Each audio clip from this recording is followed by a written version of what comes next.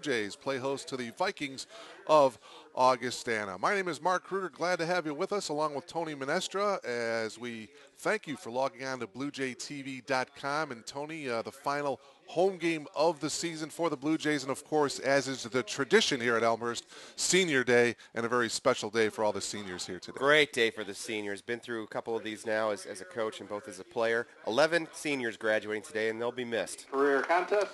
We'll get through all the seniors here for you, starting with number 68, Ian Armstrong. Ian is a 2-year letter winner for the Blue Jays as an offensive lineman. He went to Glenbard East, the son of John and Jane Armstrong.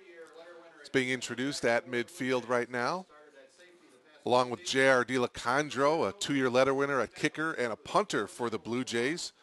Scored 34 points by booting 19 extra points and 5 field goals. He's kicked 5 field goals this season.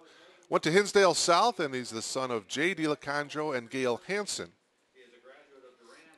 Another senior here this afternoon for the Blue Jays is number 35, Rich Dastis. He is a 4-year letter winner, a defensive back for the Blue Jays. He's played in over 20 career contests and has totaled 49 tackles, has 1 sack. He went to Morton West High School. Another senior here, number 17, Kyle Demas. He has been a very good defensive back here for the Blue Jays. A 3-year letter winner. Started at safety the past 2 seasons. Has done a nice job for Coach Lester and the Blue Jays over the years. He was named to the ESPN Magazine Academic All-District First Team. Graduate of Durand High School and is the son of Dan and Renee Demas. And we also have number 57, Alex Garcia. Alex is a 4-year member of the Blue Jays. He spent the last 3 seasons as an offensive lineman. He's moved to the defensive line this season. He also went to Glenbard East High School and is the son of Caesar and Irene Garcia. Also number 88, senior Chris Havlicks, a 4-year member of the Blue Jays at wide receiver. He's the son of Brad and Debbie Rissler. And Brandon Jones, number 45. Brandon, a 3-year letter winner and a 2-year starter at linebacker. What a career he has had here at Elmhurst. He earned second-team all-conference honors last year. He played in 33 contests and has totaled 171 tackles, including 20 tackles for a loss, 6.5 sacks. He also is a graduate of Glenbard East High School. Also senior, number 8, Dane Paul. Dane being introduced right now. He is a 4-year letter winner and a starter at defensive back for the Blue Jays. He's played in 37 career games, recorded 152 tackles. He's broken up 32 passes and has 10 career interceptions. Graduate of Unity High School and is the son of Ron and Dene Paul. Number 59 being introduced, Eric Personius. He is a 4-year letter winner for the Blue Jays on the offensive line. Started in each of the past 4 seasons and has started all 8 games at right tackle this season. Graduate of Sycamore High School and is the son of Ken and Sue Personius. Also senior, number 25 being introduced, Sean Soroka. Sean, a 3-year letter winner at tight end. He's played in 28 career games and has career totals of 34 receptions for 300 yards and 5 touchdowns. He's a graduate of Brother Rice High School, and he is the son of John and Mary Soroka. And, of course, last but not least, number 6, Randy Wright, a 3-year letter winner for the Blue Jays at linebacker. 2-time first-team All-CCIW selection. He's led the league in tackles in each of the past 2 years, an All-American during the 2008 season. He's played in 31 career games at Elmhurst, has a total of 300 tackles, including 48 tackles for a loss and 19 sacks. He's the school's all-time leader in tackles for a loss, ranks 3rd in the school's history in total tackles and 4th in sacks. A graduate of Fenwick High School. And, Tony, I tell you what, no matter if you play every game or if you're a backup, seniors are an important part of a program. No doubt about it. You look at the teams that have been at the top of the conference now the last few years. They have been senior-laden. Last year, Illinois Wesleyan, strictly seniors and juniors up and down the 2 deep. This year, the Powers again, Wheaton and North Central, senior-laden. And I'll tell you, for those 11 guys, Mark, it's a culmination of 4 years, and really that time gets away from you. All the practices and all the time you spend in the classroom and the time you spend with the guys outside of the field. And, that 4 years sort of kind of runs up on you a little bit. Great day here for the seniors today. Both of these two ball clubs, Elmhurst and Augustana, come into this afternoon's game with an overall mark of 5-3. The Elmhurst College Blue Jays coming off of a tough loss last week to the Cardinals of North Central College, losing here at Langhorst Field 47-13. Augustana coming off of a tough loss as well, losing to Wheaton last week 20-14. So both teams trying to get back on that winning track today. Yeah, both teams kind of stuck in the middle of the CCIW race at this point. Still 2 games to go. There's a lot to be said before the season's over here, but Augustana is a team that's given Elmhurst some problems. You have to go back to the 70s, Mark, to find the last victory for the Blue Jays. That was 1979, so 3 decades of dominance for this Augustana ball club against Elmhurst, looking to change that here today on Senior Day.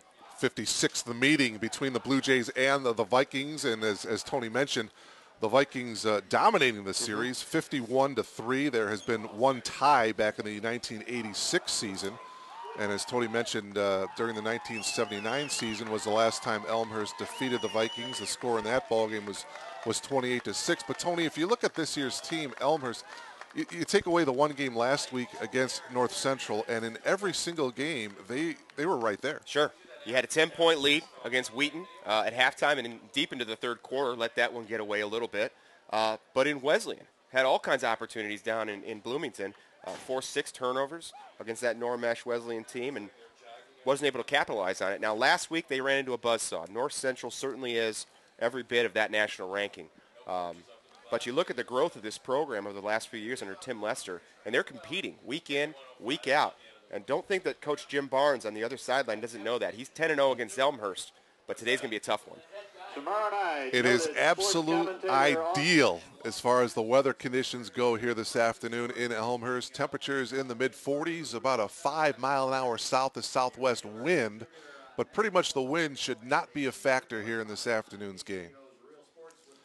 Should mention some of the other matchups going on this afternoon as far as the CCIW is concerned. A big ball game at Wheaton. The Battle of the Unbeatens, as Tony mentioned, North Central and Wheaton. On top of the conference at 5-0, they are both 8-0 overall.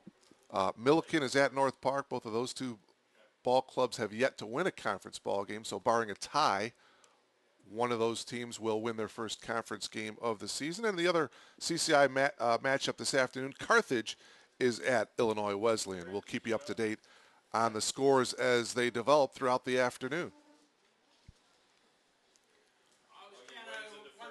Augustana won the toss, and they have deferred. The Blue Jays in their home navy blue pants and the navy blue jerseys with the white numbers, the white helmets, the white shoes and socks. And the Blue Jays will get the ball first. And Tony, the running game last week against North Central was pretty much non-existent. So Scotty Williams, we're looking to get him back on track to run the ball well this afternoon. Yeah, he's got to. Everything goes through the offense with Scotty. Coming into North Central's game in the top 10 nationwide as far as yards per game, but shut down 0 yards, no carries in the second half. And a lot of that had to do with the scheme and the ability of North Central. Everybody on their feet, and right now we will have our national anthem.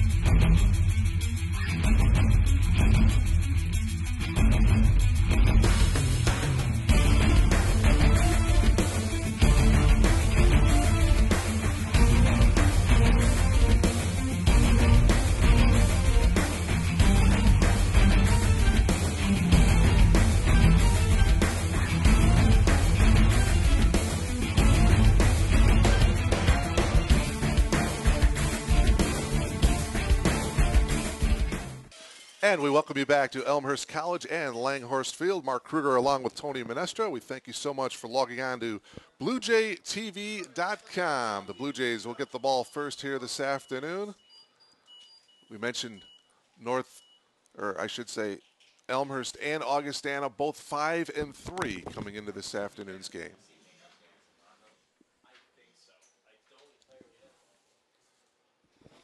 Next week, both of these two teams will finish up the season. Elmhurst will be in Kenosha to take on Carthage. Never an easy place to play No, football. not at all. And the Vikings, of course, will have a home game. They'll host Illinois Wesleyan next week.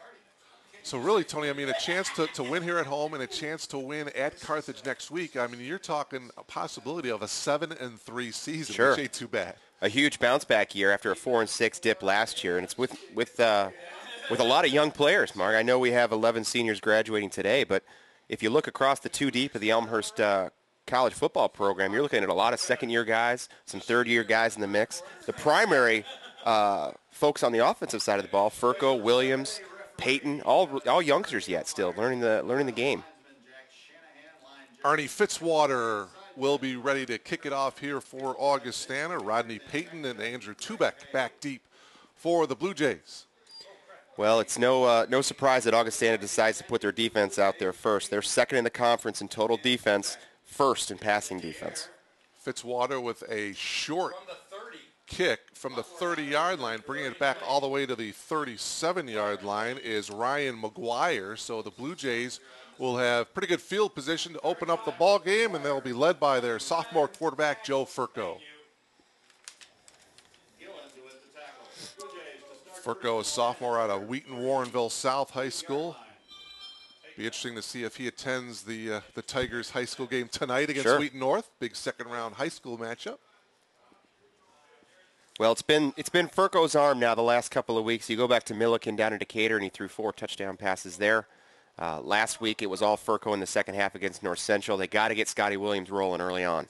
Scotty Williams, the featured back, the lone setback, 2 wide outs on either side. Furco, screen here to Williams, and it's an incomplete pass. It'll bring up second down and 10. The wide receivers that Furco likes to throw to, Bobby Vavlis and Rodney Payton. Joe St. Peter, a junior, is a wide receiver as well up front. And it's been a healthy offensive line this year. Charlie Hamoki, Brett Virgil, Chris Kirkpatrick, Peter Stamos on the right side, along with the senior, Eric Personius. It's been the same combination of 5 thus far this season, which is terrific when you get that continuity going on the offensive line.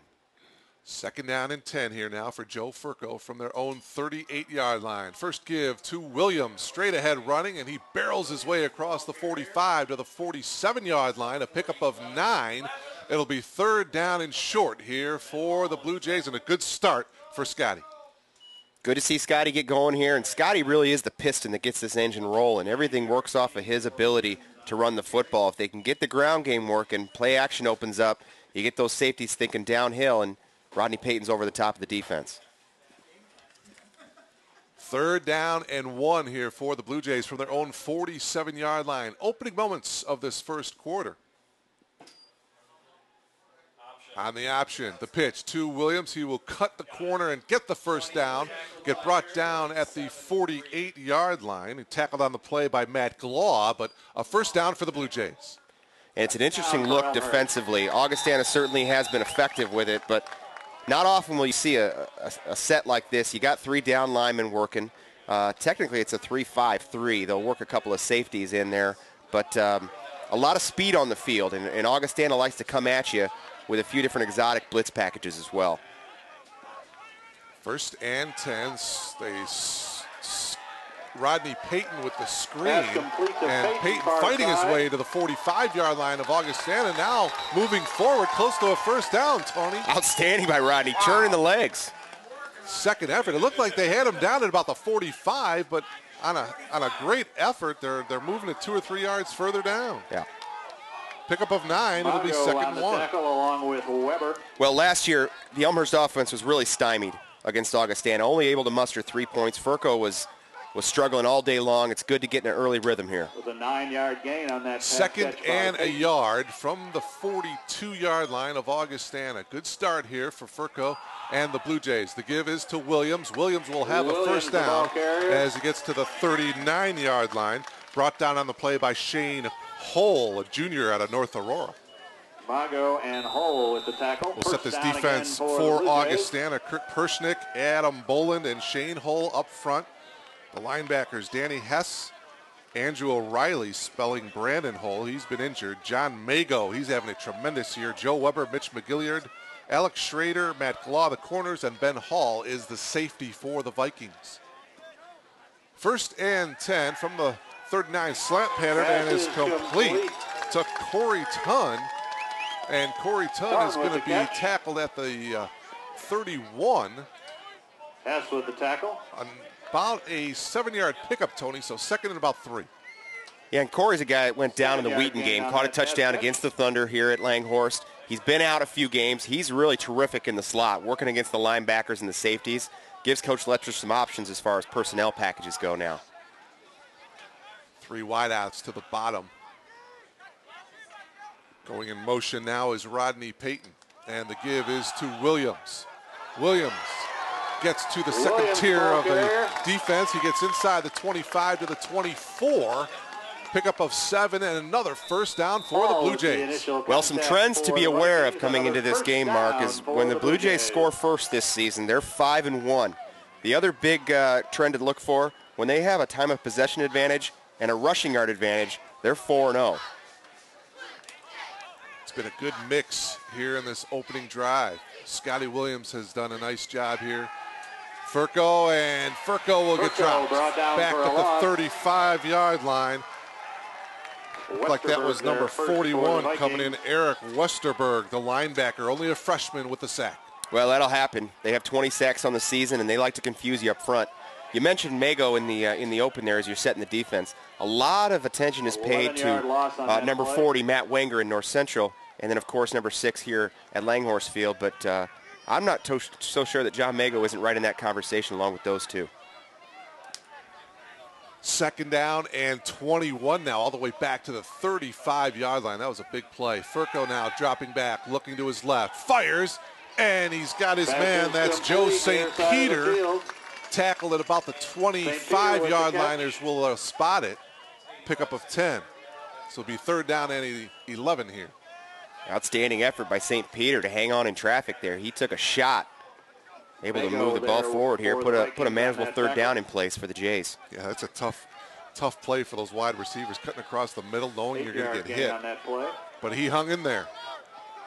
Third down and 11 now from the 25-yard line for Furco and the Blue Jays. 10:22 remaining here in this opening quarter. Opening drive for the Blue Jays. Furco looking to his right, and he's got his man. It's going to be a couple yards short, however, of the first down. Bobby Vavlis, who has 35 catches coming into this game, picks up number 36 right there. Boy, it looked like there was a little contact before the ball got there. Great job by Vavlis to pull it down, and in come the big guys, coming with the heavy set here on 4th and short. So we'll see. It looks like the Blue Jays are going to go for it here. 4th down and 2. Augustana struggling to match the package now as they shuffle in and out. Full house backfield right now. 4th down and 2 for the Blue Jays. Furco, play action, nice pass, and it is complete, and it's going to be a first down.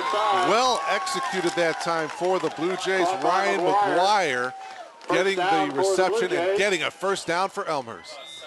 And that's what the threat of Scotty Williams does for you as well. All eyes are on number 20 in the backfield. Takes the fake. Furco, a nice job getting it out to McGuire. 9:20 remaining here in this first quarter. 1st and 10 for the Blue Jays from Augustana's 12-yard line. Scotty Williams, the lone setback. Payton going in motion. They give it to Payton. Payton, the ball carrier. He'll go straight up the middle for about 3. 2nd down and 7. Well, this little tight end dive play is something they like to run with Ryan Bach. He's a versatile athlete, a guy we're not going to see today. A little bit of a shoulder injury coming out of the North Central game last week. But Peyton's pretty electric as well with the football in his hands, and they'll find different ways to find him green space. Sean Soroka got the start for Bach at tight end here this afternoon. 2nd down and 6 after that 4-yard pickup. Furco handing it off to Williams. Williams looking for the end zone. He is in. 8-yard touchdown run by Scotty Williams. Mark, that touchdown there moves Scotty Williams into 4th place all by himself in single-season rushing touchdowns. His 12th score of the year puts him 4 off the pace of the single-season record that's now stood for 32 years here at Elmhurst College. 2nd team All-CCIW performer of a year ago. Scotty Williams puts the Blue Jays on the board. The extra point. Trevor Spalding in for the extra point attempt, number 84 for Elmhurst. Low line drive kick, but nevertheless it gets over the crossbar, and with 8:28 remaining here in the opening quarter, the Blue Jays strike first. Well, keep in mind, similar situation as they were in last week. Certainly had a lead going into the 2nd quarter against North Central. It's been about a 4-quarter effort, though, with the Jays. They've been very inconsistent throughout the course of the season, holding leads, maintaining leads. The defense is going to have to show up today. They're going to be tested, certainly, by Augustana, but it needs to be a 4-quarter effort for the Blue Jays. They're going to send away Augustana with a loss. Yeah, you're right, Tony. It's the defense that certainly is going to have to show up here this afternoon. They will be tested, no question about it.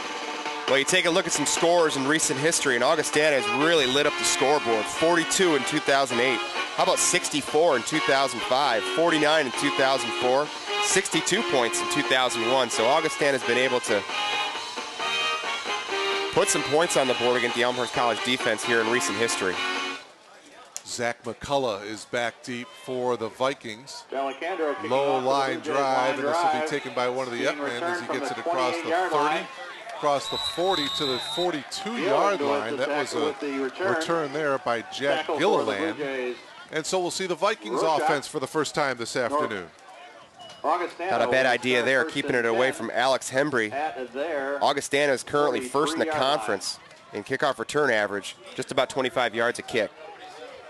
Tony, you talk about this Augustana offense. Traditionally throughout the years, you know, it's always been that wing T running the ball down your throat, but this year a little bit more pass-oriented. Not your grandfather's Augustana team. Yeah, exactly. David Lee at quarterback, the 6'3 junior out of Springfield, Illinois. Out of the shotgun here to start things off. 1st and 10 from their own 43. Movement on the line, and there we see the flag on the play. As they run the ball about a 2-yard gain, but there is a penalty marker down on the field. Right there for the Blue Jays on that stop. Well, you mentioned the change in approach here for Augustana. Who'd have thought, if you're just tuning into your first Augustana football game in the last couple of years, who would have thought that Augustana would be 2nd in the conference in passing? Yeah, exactly. Offsides against the Blue Jays, so the Vikings will get a free 5 yards. Pretty good trigger man back there in Lee, though. Good-sized kid. He operates out of the shotgun exclusively here. They'll give you multiple formations, but many times 3-4 wide receiver sets. 1st and 5 for the Vikings from their own 48-yard line. Lee will hand the ball off to the featured back, Robert Wood, and Wood will get across midfield to about the 47 and close to a 1st down for the Vikings. Brandon Jones, the senior linebacker, was there to make the tackle. Looks like he's going to be about a half a yard short here, though, Tony. That scoring drive for the Blue Jays was a keeping the defense on the field is going to be Augustana's primary goal here. Being able to grind Elmhurst is what North Central did a week ago. Really tires you down over the 4 quarters. Augustana's able to do it now. Pretty efficient offensively. 2nd down and less than a yard here for Augustana. 7:20 remaining here in this opening quarter. 7-0 Blue Jays, and there's a fumble. Ball is loose. And the Blue Jays have recovered right at midfield. Brandon Jones digging around the bottom of that pile, came up with the leather. Blue Jays will start 1st and 10 just inside. So Brandon Jones territory. with the fumble recovery, and Elmhurst now with its 2nd offensive possession. Pretty good contribution on senior day. Yeah, absolutely. Great start here for the Blue Jays. Mark, this is where you go for the throat right now. You got a turnover at midfield. Pretty sure Tim Muster will send the ball down the field. Challenge this secondary. Let's see what happens here. You're exactly right here, Tony. We'll see if they decide to go deep here. 2 wides to the top. Furco under center here, 1st and 10 from the 49. Instead, they do hand it off, and Williams will get to the 46-yard line. It looked like Shane Hull was there to make the stop. Pick up a 3. Yeah, that time Furco checked out of a play that was given to him. They showed a too high safety look. And anytime you're going to go 7 in the box against Williams in this offensive line, he'll check it down to Williams every single time.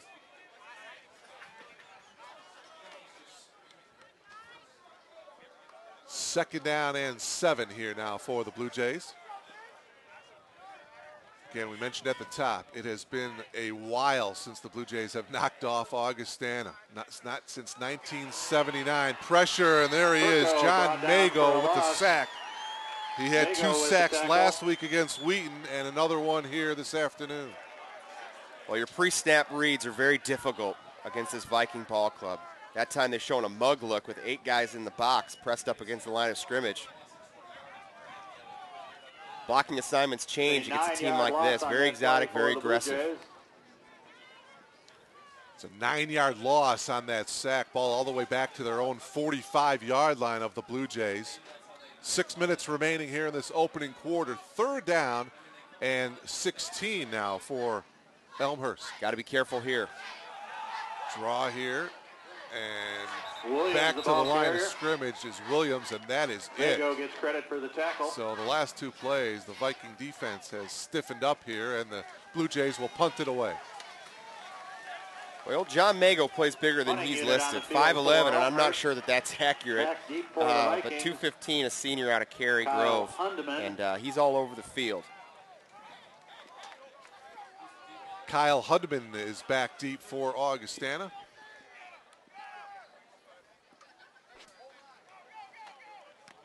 And that punt partially blocked Brian LeSueur with the punt, and this is going to be down at the 37-yard line. So again, good field position by the for the Vikings here with 5:09 remaining in the opening quarter. Well, no harm done there, really. You lose about 10 yards from a Viking perspective. Pretty good stand by the defense. Set the officials for you, and they are a good one, an experienced veteran crew. Referee Kevin McMurray, the umpire is Dennis Doyle.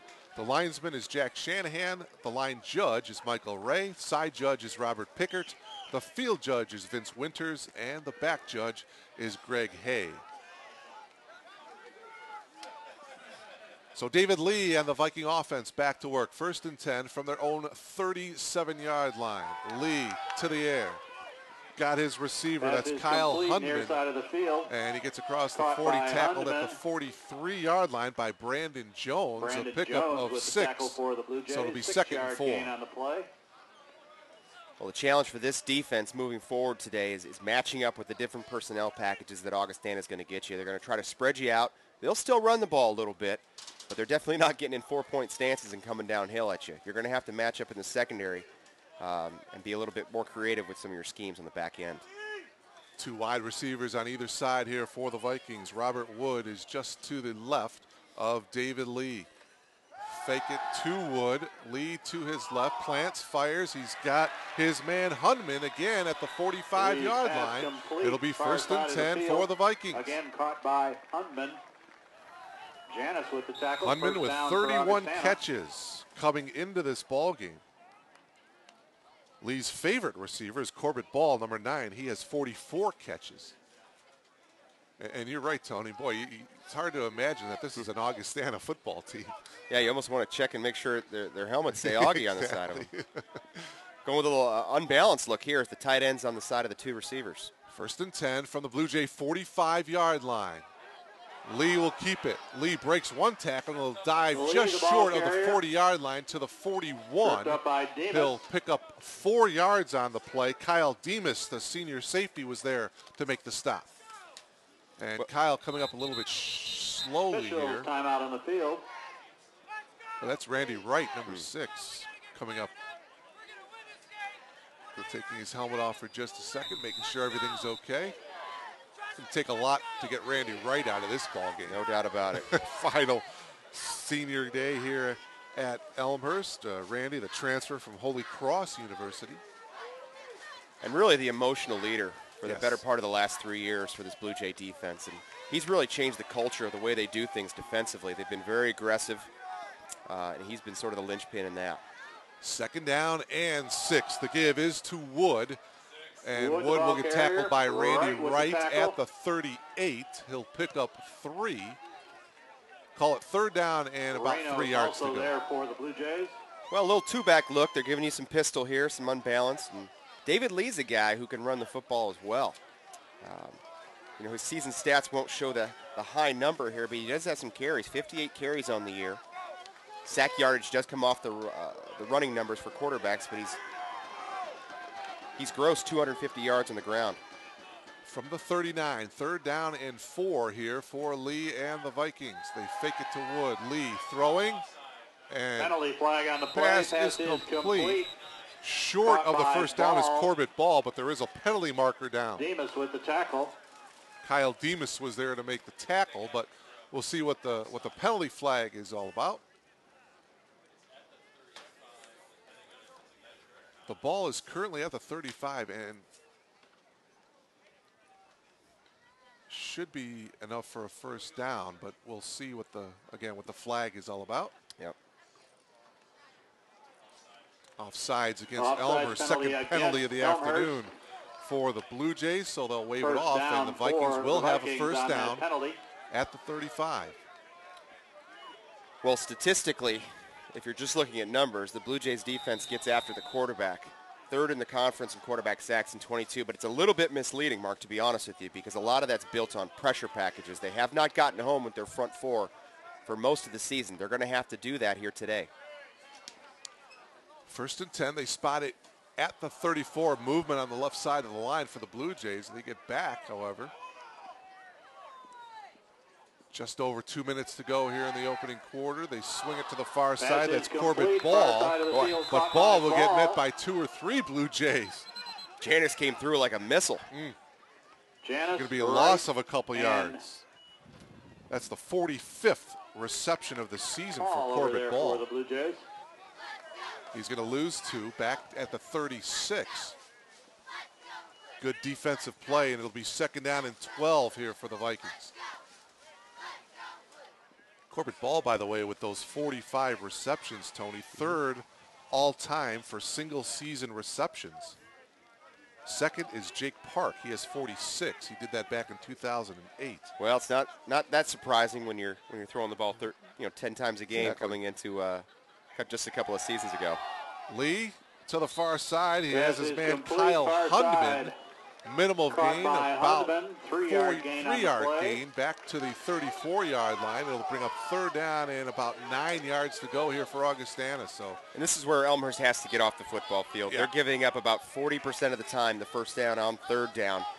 Not good enough from a defensive perspective. They've got to get it done in these 3rd and long situations. Big 3rd down play here for the Blue Jay defense. If you've just logged in, the Blue Jays are on top, 7-0. 8-yard touchdown run by Scotty Williams. 7-0 Blue Jays. 3rd and 10 from the 34. Lee, quick hit. Inside the 30 to the 29. It's going to be well short of the first down. So now 4th down, Tony, right at the 30-yard line. Decision time here. Well, I think you go for it. I don't think there's any doubt about it. Great recognition that time by the boundary corner, Jamal Lane. Very aggressive, recognizing screen, able to fight through the block and make a play on the football. It'll be 4th down and 6 as the clock winding down. They will not get another playoff. So we played 1 quarter of football here at Langhorse Field. The Blue Jays of Elmhurst leading the Vikings of Augustana by a score of 7-0. We'll step aside and come back with second quarter action in just a moment. Head coach Tim Lester, his coaching staff, and the entire Elmhurst College football team would like to invite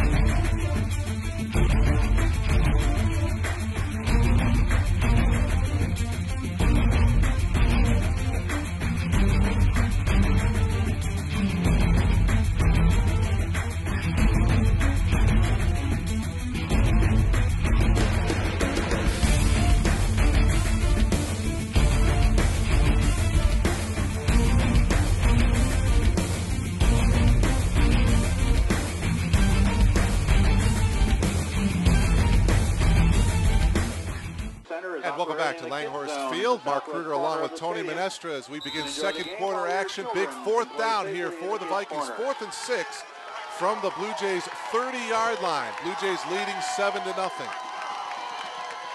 Lee out of the gun, rolling to his right, throws, fires. He's got his man. Is he enough for a first down, though? Incomplete, the line judge.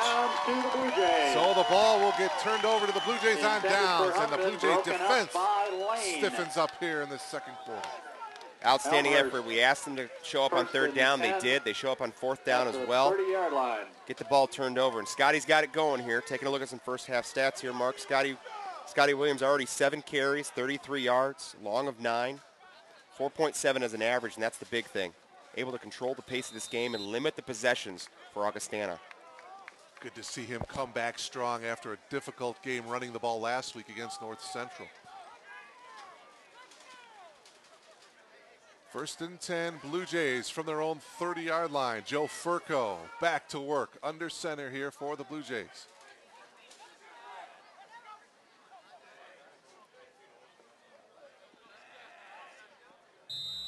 And we got whistles and a penalty marker thrown. This is going to be a delay of game. Third penalty of the afternoon against the Blue Jays. Well, one of the matchups I'm taking a look at is they've moved Rodney Payton inside to the slot now, working off the hash. What that forces you to do as a defense is make a decision. Do you bring a corner in, or do you commit a safety over top of Payton? He's an electric type of player. We'll see how they match up with him going forward. 5-yard walk-off makes it 1st and 15 from the 25. Here's Williams straight ahead running. Scotty Williams, dive to the 28. Pickup of 3. Andrew O'Reilly was there to make the tackle for the Vikings. Mago on the tackle along with O'Reilly. Mago was in on the tackle as well for the Viking defense. So it's 2nd down and call it 11 from their own 29-yard line. Furco, straight drop across the middle. He's got his man bobbled it just a little bit with Bobby Vavlis, but he was tackled immediately at the 35-yard line by John Mago. Mago with the tackle. It'll bring up 3rd down and 5 from the 35. Well, Augustana clearly watched North Central tape a week ago because they're playing some coverage. This is a very aggressive Augustana defense normally, but they're dropping 2 safeties and forcing Furco to make decisions underneath the coverage. 3rd and 5, Blue Jays from their own 35-yard line. Furco drops back, throws, and a penalty marker is thrown, and the pass is caught by Nick Jones. He's got enough for a first down, but we'll see what the penalty marker is all about. Yeah, we had a free play there, did Furco, on an offsides. Offsides so penalty. They'll decline it, and the Blue Jays will have a first down from their own 41-yard line on the reception by Nick Jones. Furco, by the way, in that first quarter, 5 of 6 completions for 39 yards. His longest was 10 yards. Lee, by the way, in that first quarter was a perfect 5 for 5 for Augustana. So 2 pretty good quarterbacks battling it out here this afternoon. They tried the screen here to Rodney Payton. Simply an incomplete pass. 2nd and 10. Well, just working a quick flip out there, trying to get that electric player and Rodney Payton the football early. Not able to concentrate on the football there. You mentioned Furco, 5 of 6 in the first quarter. How about 49 pass attempts last week against North Central here at Langhorst? That's way too many for an Elmhurst team that really banks on Scotty Williams to run the football. Completed 27 of those 49 attempts for 291 yards and a touchdown. 2nd down and 10 from their own 41. Furco, about a yard.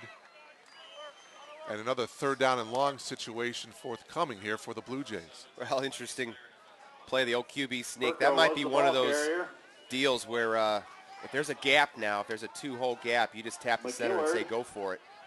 Augustana does some exotic things up front with their defensive line, so that might have been built into the game plan there. 2-yard gain on the play. Actually, Furco picked up 2 yards, so it's 3rd down and 7 now for the Blue Jays from their own 43-yard line. Mark Kruger along with Tony Menestra. We thank you for logging on. BlueJayTV.com. Whistles now, and it looks like the Blue Jays may have called a timeout, and they indeed did. And while we got time, we'd like to remind our Elmhurst fans out there that you now have 2 brand new ways to keep tabs on your favorite Blue Jay athletic teams. The college has launched pages at both Twitter.com and Facebook.com to give fans even more opportunities to track the progress of the Elmhurst athletic teams. Make sure to visit the college's official athletics website, www.elmhurstbluejays.com, to sign up for both the Twitter and Facebook pages. ElmhurstBlueJays.com is also your source for all the latest schedules, scores, statistics, and game recaps for all 18 of the Blue Jays athletic teams. So 12:39 remaining here in this first half, and Tony, so far so good here if you're a Blue Jays fan. Yeah, keeping the pace of the game in favor of the Jays at this point and keeping the ball on the ground. They've shown a real consistent effort, giving the ball to Williams on first and second down. It's going to come down to Joe Furco, able to complete passes on third down and move the sticks. Pretty good crowd on the other side there, Mark. Augustana's brought a good contingent along with them. Coming down from Rock Island, yeah, they always have a good force wherever they go. All right, after the Blue Jays timeout here now, 3rd down and 7 from their own 43. Furco back, has time, across the middle, incomplete. His intended receiver, Rodney Payton, little behind Rodney that time. It'll bring up 4th down. Yeah, I think Joe put it in the right spot, though, on the back shoulder. The safety was closing in on it. Rodney's got to haul that one down. Punting unit comes onto the field for the Blue Jays. So the punting unit coming in back deep. Kyle Hundman for Augustana.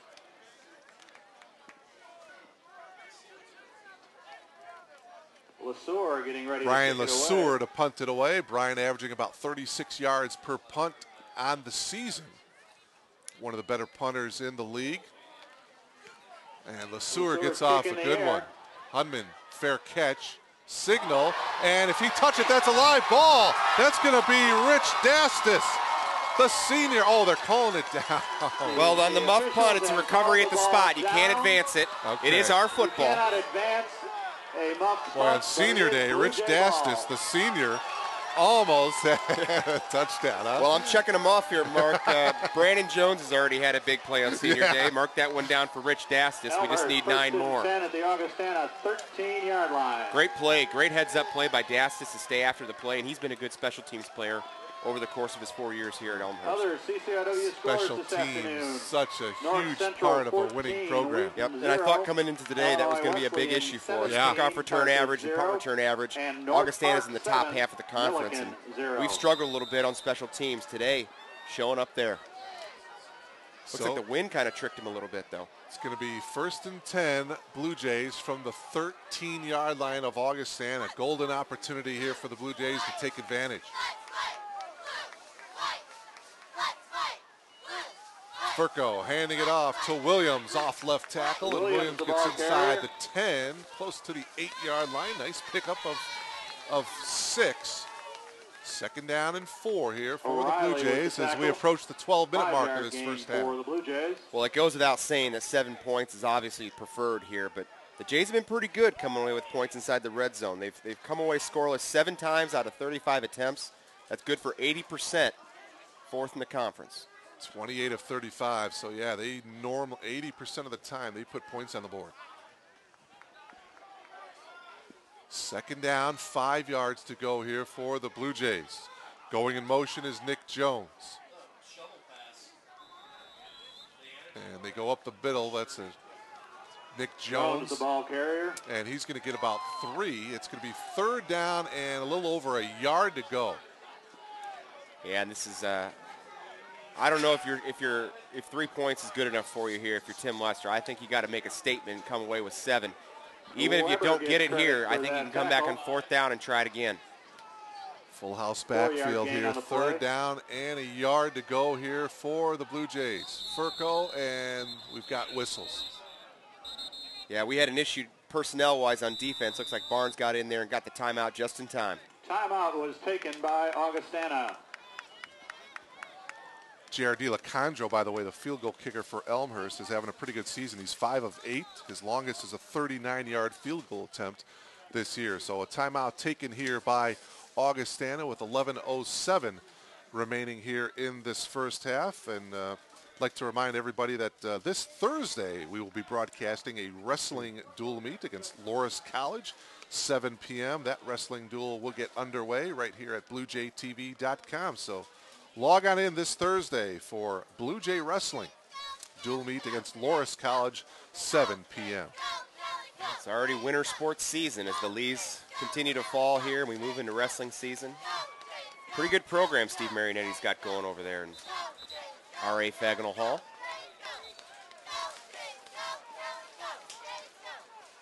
Mentioned Jim Barnes in his 11th season as the head coach of the Augustana Vikings, 78-33.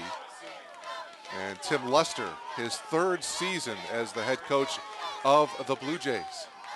And the give to Williams, bounces it out to the outside, looking to the end zone, and he is in. 4-yard touchdown run. Scotty Williams' 2nd rushing touchdown of the afternoon, and it's 13-0 Elmhurst. Scotty Williams is tied 3rd place now. Eric Luna, a name we've called here in recent years. The 2003 total of 13 touchdowns has now been matched by Scotty Williams. He's 3 away from George Donnell's 32-year-old record. For the Blue Jays, Williams on a 4-yard carry for the So touchdown. Trevor Spalding in for the extra point. point. Zach Chaffee will hold it.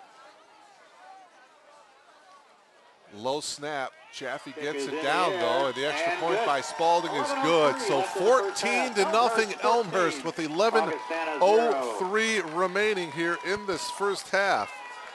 Tony, I don't want to jinx anything, but we mentioned the last time Elmhurst knocking off Augustana, you have to go all the way back to 1979. Things could change this afternoon. No doubt, and I've seen it happen firsthand right on the sidelines as a member of this coaching staff in 2003. Had Augustana down 21-0, got a cheap score before the end of the half, and ended up winning that game 28-21 here at Langhorse. So there's a history here, and not too far back this season, we've had leads on nationally ranked teams here at the field as well. So got to hang on here the rest of the way. Yeah, you're right. Got to play all 4 quarters. And so far, though, despite a couple of penalties against the Blue Jays, they have played awful well here this afternoon, and they lead it 14-0 over Augustana. Well, this is where one of the changes in Augie's approach is really to their advantage. In the past, going down a couple of scores was really not play into their style of offense, but able to throw the football around this year changes some things.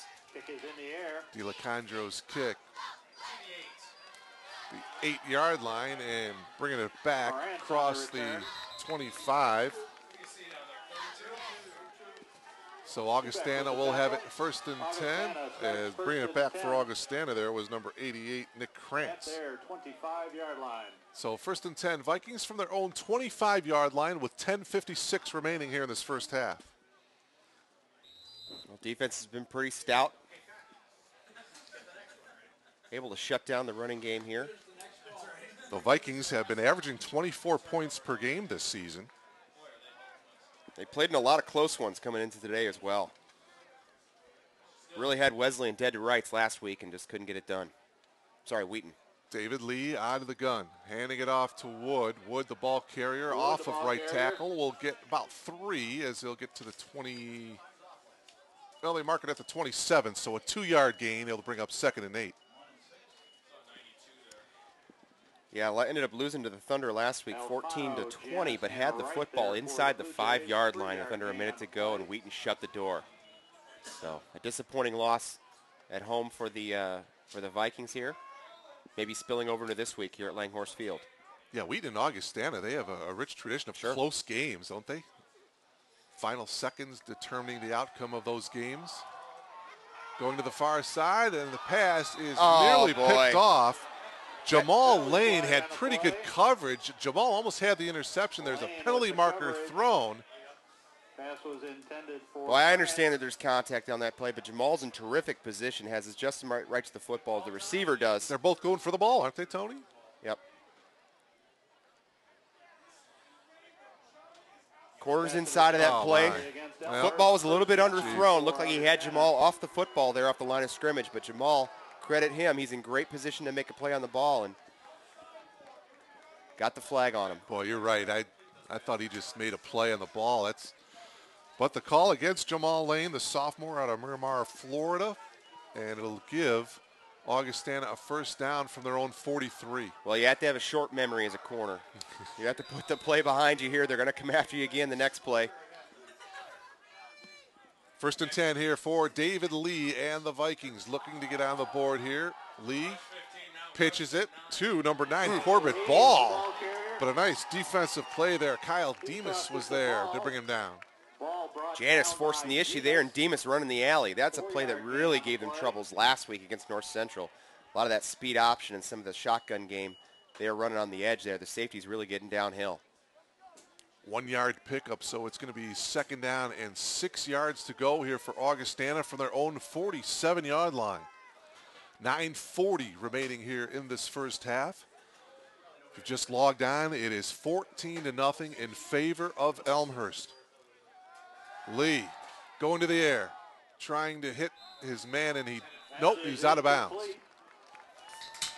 Well, Augie's recognizing that Elmhurst and defensive coordinator Joe Adams going exclusively man-to-man coverage here against 2 wide receiver sets. They try to come to the backside and work a tight end matchup against the linebackers, but not able to connect. Well, here's another third down and long here situation for the Vikings. 3rd and 6 from their own 47. Big play here. Nickel package in for the Jays. This is what they like to run pressure out of here on 3rd and medium, 3rd and long.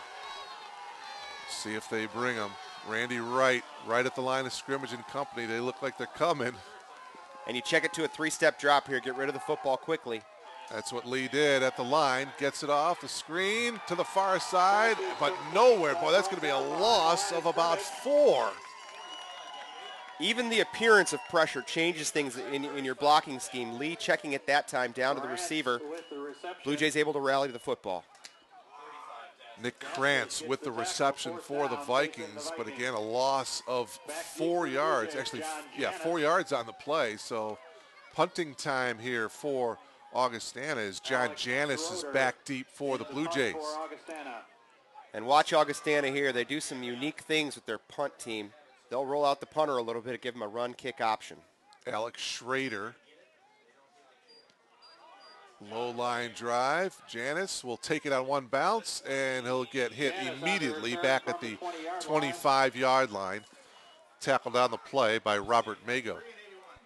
So 1st and 10 Blue Jays here from their own 20-yard line. Jason Wagner. 8:38 remaining here in this first half. Really spirited effort here for the Jays on senior day. The defense has been playing with a bit of a chip on their shoulder here. Maybe got pushed around last week against North Central, but really stepping up here against the Vikings. Elmhurst with a chance for its 6th win of the season, and then they'll head to Kenosha to take on Carthage next week. Furco, the option to Williams, and Williams gets hit hard, and a late flag coming in after Williams was down. This one might go against Augustana. Well, I don't know if number 7 really wants to carry the football there. So if I'm Augustana, I'm going to allow Joe Furco to string that thing out as long as he can and not let him get it out to Williams on that option game. If it was a late hit. Yep. Indeed, a personal foul against the Vikings, so it'll be a 15-yarder, and Elmhurst will have a first down. Well, Mago having a conversation with the field judge here, and I don't know what that's going to get him. Perhaps losing a little composure here are the Vikings on defense. All the way up now to the 39-yard line. So the Blue Jays 1st and 10 with 8.5 minutes remaining here in this first half. 14-0 Blue Jays. Joe Furco, only a sophomore. A lot of sophomores on this Blue Jays team. And the give is to Rodney Payton, and Payton looking to get around the end. He gets to the 42-yard line. He'll pick up 3, 2nd and 7. Little jet sweep action there. Old student body left. Give it to Payton out in space. Certainly want to utilize his speed there, the 6'2 sophomore out of Bellwood, Illinois. You mentioned the sophomores, Mark, and one of the things to consider, even though this truly is Tim Lester's 3rd full season as a head coach, he didn't really start as a head coach until about a month before the 2008 season. So it really is only his second true recruiting class, and a lot of those are sophomores now. Second down and long here for the Blue Jays. Play action, Furco rolling out. Steps up, penalty marker flat on the ground. Bobby Vavlis. And this is going to be a hold against Elmhurst. Fourth penalty of the afternoon against the Blue Jays.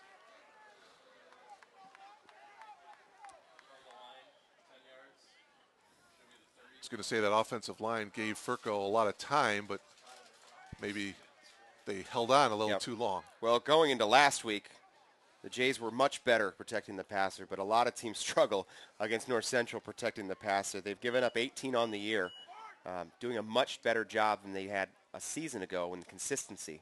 And a lot of that has to do with the 5 guys playing together now in their 9th game. This group of 5 has been together since the beginning. Second down, 18 yards to go here now for the Blue Jays. Ball all the way back at their own 31-yard line. 7:20 remaining here in this first half. Furco looking to set up a screen to the far side. And another flag goes down. Well, they're going to get a clip here, and I certainly see that from the back judge, but it did look like the Elmhurst blocker got in front of the jersey. Shane Meyer with the reception. Number 21, a sophomore out of Orland Park. They're going the wrong way. Yeah. Boy, another hold.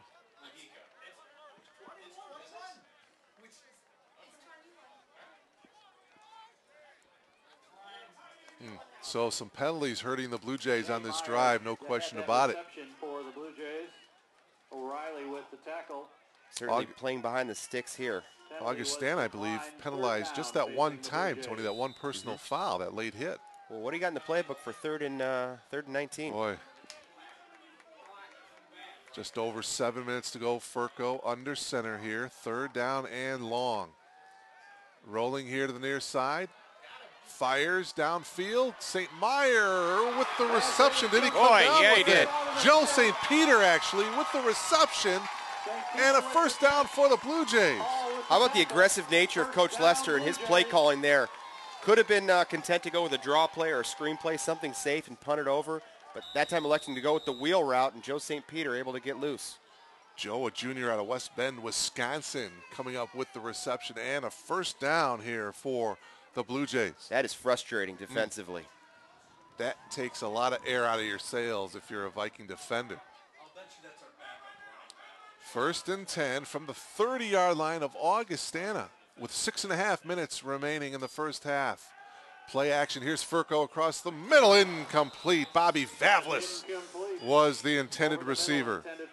Yeah, Vavlis was open there, sure, but you also had Rodney Payton down the backside seam. He had beaten the safety and gotten in front. In between the posts, Furco had Vavlis in his sights the whole time. So it'll bring up second down and 10 for the Blue Jays. Tell you, despite the penalties, Tony, the Blue Jays are really looking sharp offensively. I mean, they're running their routes very well, and Furco's hitting them. 3 wide receivers to the top, handing it off to Williams here. Williams gets tripped up there by Robert Mago. As he gets brought down to the 23-yard line, he'll pick up 7, but if Mago didn't get him, he might have gone to the end zone. Sure. I'll tell you, one of the things that you notice right now on the field is the body language. You see the guys in the yellow helmets sort of dragging around a little bit, drifting around the field here. Not necessarily an aggressive nature to them, and the Blue Jays seem to be taking advantage of that. They're really moving at a good pace. Joe St. Peter and Rodney Payton. Payton in the slot to the top. Third down and 3 here for Furco. Option, pitches to Williams. Williams has the first down and more inside the 10, but a penalty flag is going to be thrown. Now that's going to come from the judge on the back end by the end zone, but the line judge right in front of the play did not throw the flag. Right. The line judge was in terrific position to see that call, and he saw no holding. It came in from the back. Boy, that's the third holding penalty on this drive here against the Blue Jays. And the receiver let go of the play once he realized that it was going to be past him, and boy, that's a tough call. The official in position to make the play did not make the call. So 10-yard mark off. And this will spot the ball at the 26.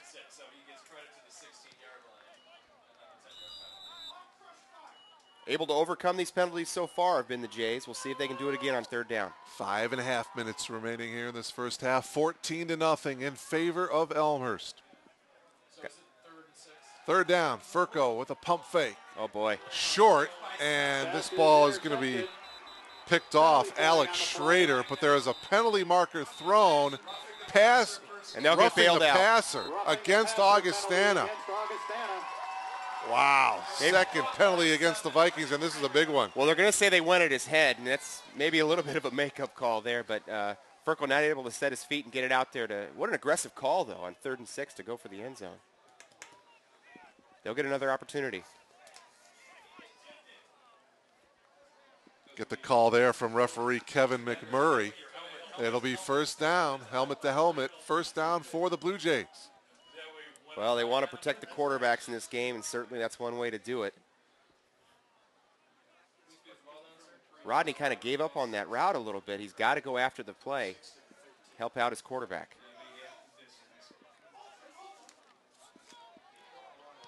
So they'll mark it about the 18, at the 18, or no, I should say the 13-yard line. 10 for the Blue Jays at the Augustana 13-yard line. And again, Tony mentioned earlier, the Blue Jays in the red zone, very productive. 80% of the time they put points on the board. Got a couple scores today as well. First down and 10, just over 5 minutes to go. Quick hit, Payton cuts to the inside, diving for the end zone, he is in. They went right back to it. There was one-on-one coverage on the backside, and Payton beat him. 13 yards, Rodney's 6th touchdown of the season. And folks, it is 20-0 Blue Jays. Great recognition that time from Furco, hitting Rodney Payton, cutting it into the end zone for the touchdown. Now in for the extra point attempt is Trevor Spalding. Opportunity to make it 21-0 here in favor of the Blue Jays, and that's exactly what's going to happen here. But wait a minute, a penalty marker down on the play. Boy, left side of the line got steamrolled there. Not sure if they got a head start.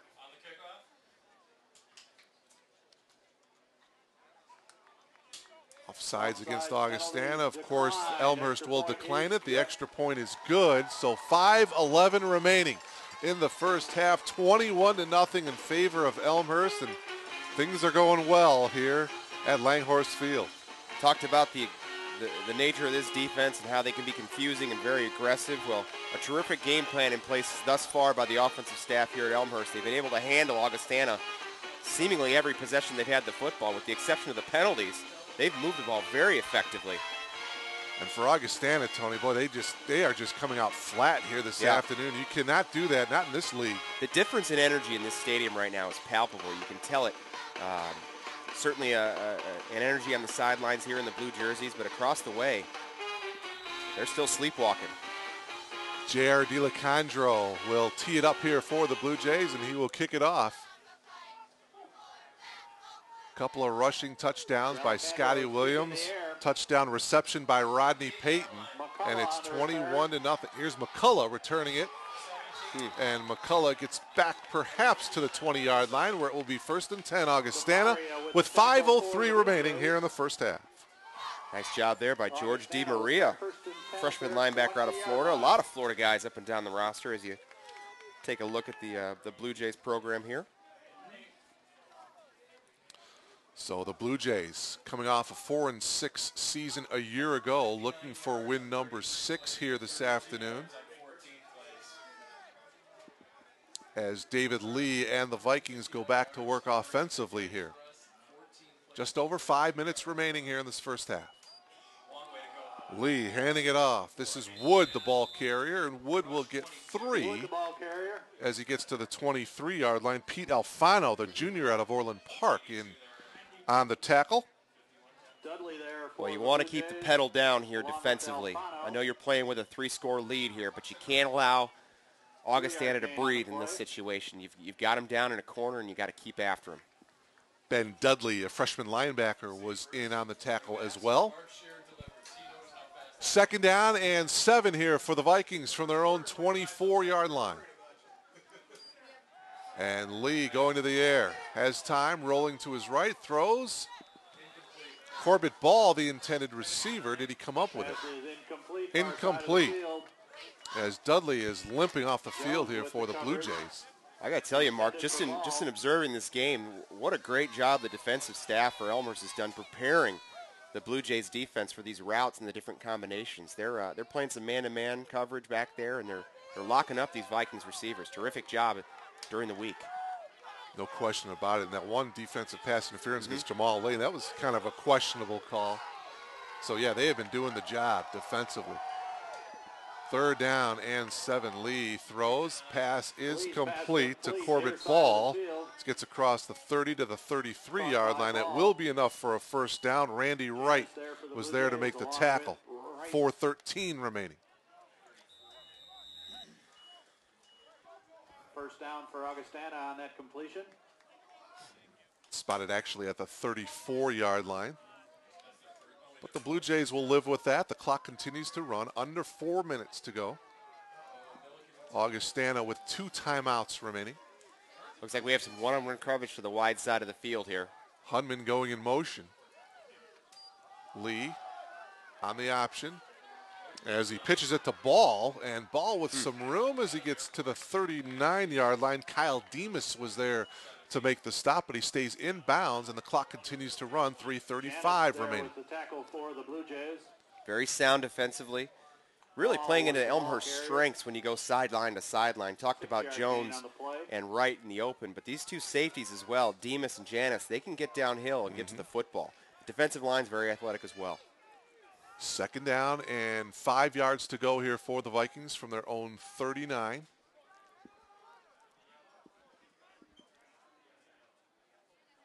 Lee will keep it himself, and Lee gets close to midfield to the 49-yard line. Pickup of 10. First down here for Augustana as we are at the 3-minute mark of this first half. Well, right now the most effective running offense for Augustana has been coming off the backside of the unbalanced look. They'll run tight end and 2 receivers here to the wide side, and then they've been running option to the backside. It forces you as the defense to have to make a decision to balance up. Augustana taking advantage of that. David Lee, he can certainly run the ball. As a matter of fact, he leads the CCIW in total offense with 282 yards per game, does Lee. First and 10 from their own 49. Lee back to the air, and a diving catch by Corbett Ball at the 48-yard line of Elmhurst. But again, a minimal gain, Mark. Yeah, he stays inbounds. Clock continues to run. They're at 2:20. Like I said, I think the Blue Jays can live with that. The clock continues to run here. 2nd and 8, just over 2 minutes to go, first half. Keeping the cap on top of the defense, allowing everything to be made in front of you. 3 wide receivers to the top. Lee, second down and 8. Here comes Wright. They get it off to Wood. Wood breaks a tackle, and he dives to the 45, just short of the 45-yard line. Lee did a great job of the pressure coming up front by Randy Wright. The back judge gave Randy a little warning there. Said, watch the helmet to helmet, but Randy came free, and that's one guy you don't want coming free. If I'm counting up numbers in the blue jerseys, number 6, the first one I target. This will bring up a 3rd down and call it 4. Huge play in the football game. Yeah, the Elmhurst crowd trying to get into it, trying to back their defense up. 3rd and 4, David Lee. Lee looking to his right. Plants, throws, and it is going to be incomplete, but a flag is going to be thrown. Dane Paul on the coverage of Zach McCullough. And that time it did look like Paul had a little bit of contact. Yeah, there there's on some McCullough. hand fighting down the field. Be interesting to see if they go interference or holding. Dane had his arm pinned down there, got beat off the line of scrimmage.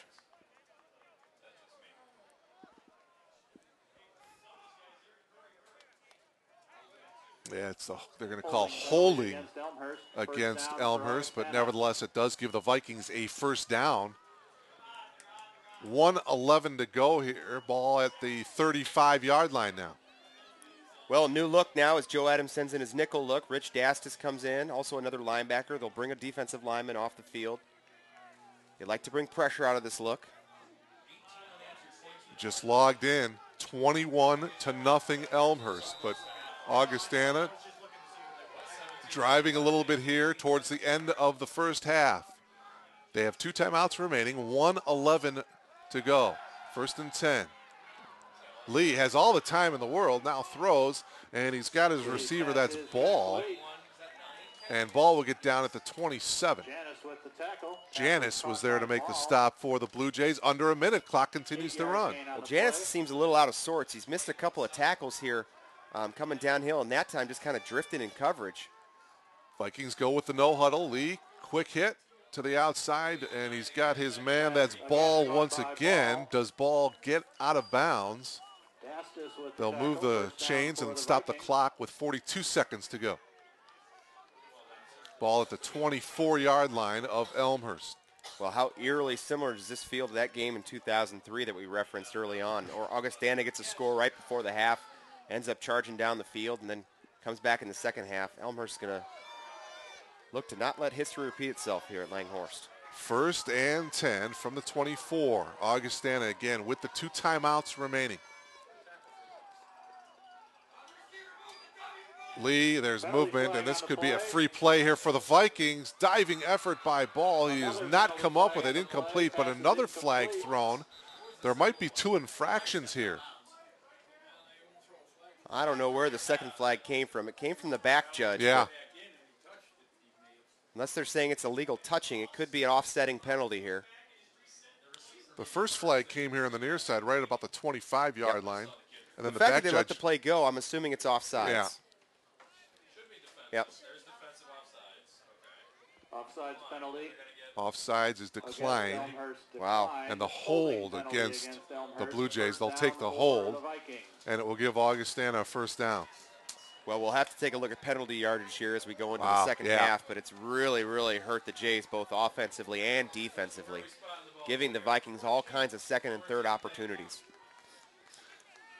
And Tony, really, Augustana in field goals, I mean, they haven't been very successful. Arnie Fitzwater is only 1 of 4 this season, as long as it's a 34-yard field goal. So the Vikings at this point certainly want to get it into the end zone. And red zone offense, they've struggled. They're 7th in the conference, only ahead of North Park.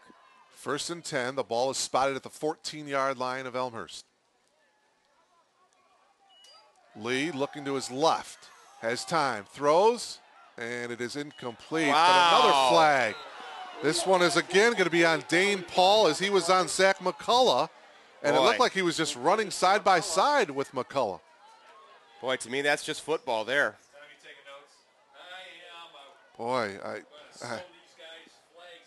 Dane Paul is just throwing up his hands saying, what am I doing? I know the officials have a tough job, but they must be getting paid by the flag here today. That was a tough one. Oh, and there's a personal foul, roughing the passer as well. So they're going to take the roughing the passer penalty. Oh, boy, just coming unsewn here. Well, 31 and 9/10 seconds remaining on the clock. It's going to be, after this penalty, it's going to be 1st and goal here for the Vikings. Goodness gracious, and Dane's got hands on hips here. He doesn't know what else to do. That's pretty good position there. Did not see the back end of the play there, but 15 yards either way, and the Vikings now are knocking on the door. Coach Lester wants an explanation here. And Tim's talking directly about the pass interference call. Either way, they're going to set the football here and have to hike it. Well, the official is still talking to Coach Lester, and we're ready to get things underway. 11-yard penalty then. 11? They spotted at the 3 here, Tony, so it's going to be 1st and goal to goal here for the Vikings from the 3. Wood is the lone setback. They fake it to him to the end zone. Nope. And he's got it. Got it. Touchdown, Augustana. Like that was number 88, Nick Krantz. Krantz with the catch. Oh, good call there. A little play action. Yeah. Got the defense going downhill, and Dane Paul got beat. Very good call there by the Viking offensive unit. 3-yard touchdown pass to make it 21-6 with 26 seconds remaining here in this first half. A big, big score for Augustana. Well, going into the halftime, and as you come to the sideline here defensively, Coach Joe Adam has got to do a nice job here keeping their heads up, their chins up. They did a nice job stopping Augustana. A lot of the flags kept the ball moving down the field, but they have to just keep doing what they're doing. Extra point by Fitzwater is good to make it 21-7 in favor of Elmhurst here with 26 seconds remaining. Well, Augie's got to be careful, too, here on the kickoff. If you get good field position, Coach Lester has some timeouts at his disposal. He might take a shot at things. And even if the score does stay where it's at going into halftime, for Coach Lester, you have to tell your team, hey, you've done pretty well in that first half, but we have to play in the second half as well. Yeah, Augie's getting a lot of one-on-one coverage, too, and they're getting the benefit of some flags. Some good calls, some not so good. But either way, they're taking advantage of the one-on-one matchups on the back end in the secondary. Andrew Tubick and Rodney Payton are back deep for the Blue Jays here. We'll see how the Vikings kicking team decides to play this one here with 26 seconds remaining. Well, Augie has not shown an ability to stop Elmhurst consistently. It's been Elmhurst's penalties on offense that have stopped themselves. Ernie Fitzwater will tee it up here from his own 30-yard line. Blue Jays, again, they have 2 timeouts remaining.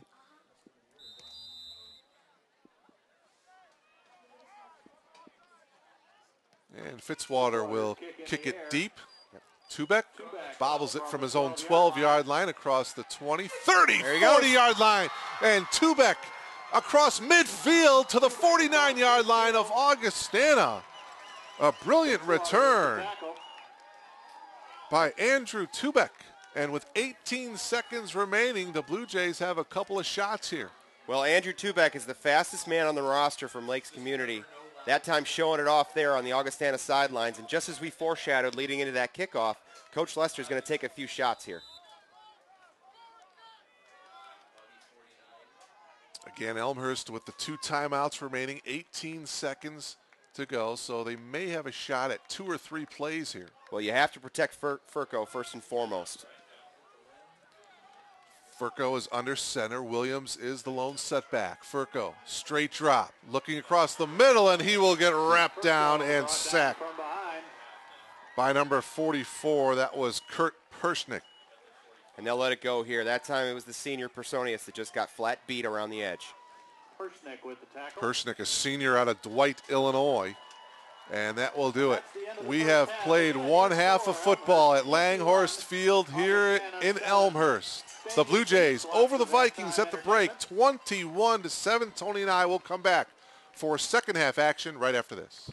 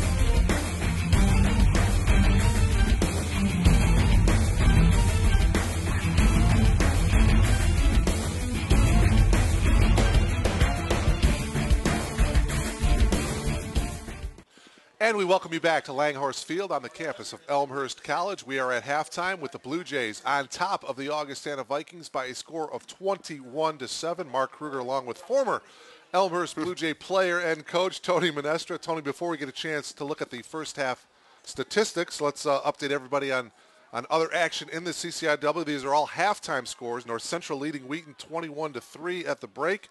Milliken over North Park 13-7.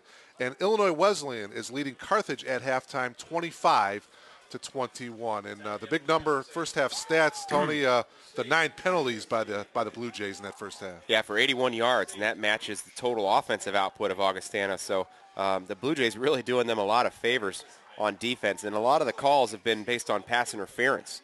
One-on-one coverage, Augustana really taking advantage of that. They have got to get it cleaned up here in the second half. As far as Scotty Williams goes, he ran the ball 13 times for 64 yards, so that gives him, if my math is correct, 997 yards on the season, so 3 more and he's at that 1,000-yard mark. How about that? He's already moved into 4th place, passing one of Eric Luna's seasons. You see 3, 4, and 5 are all Eric Luna coming into this game, but you're right.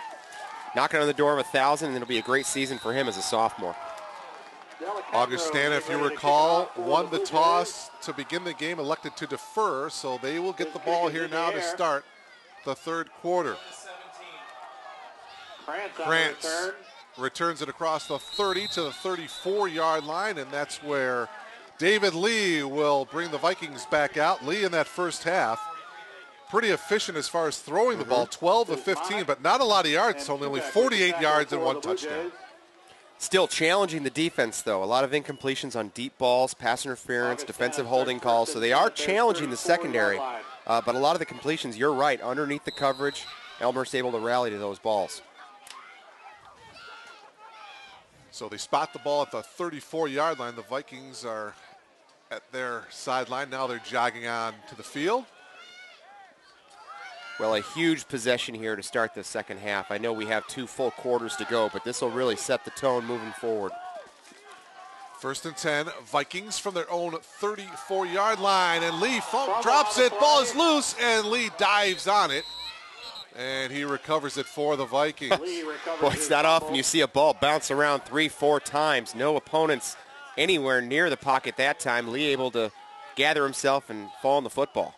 Loss of 5 back to the 29-yard line, so good start here for the Blue Jay defense, even though they didn't do too much. And it looked like they were willing to go play action deep on the first play of the second half. 2nd down and 15.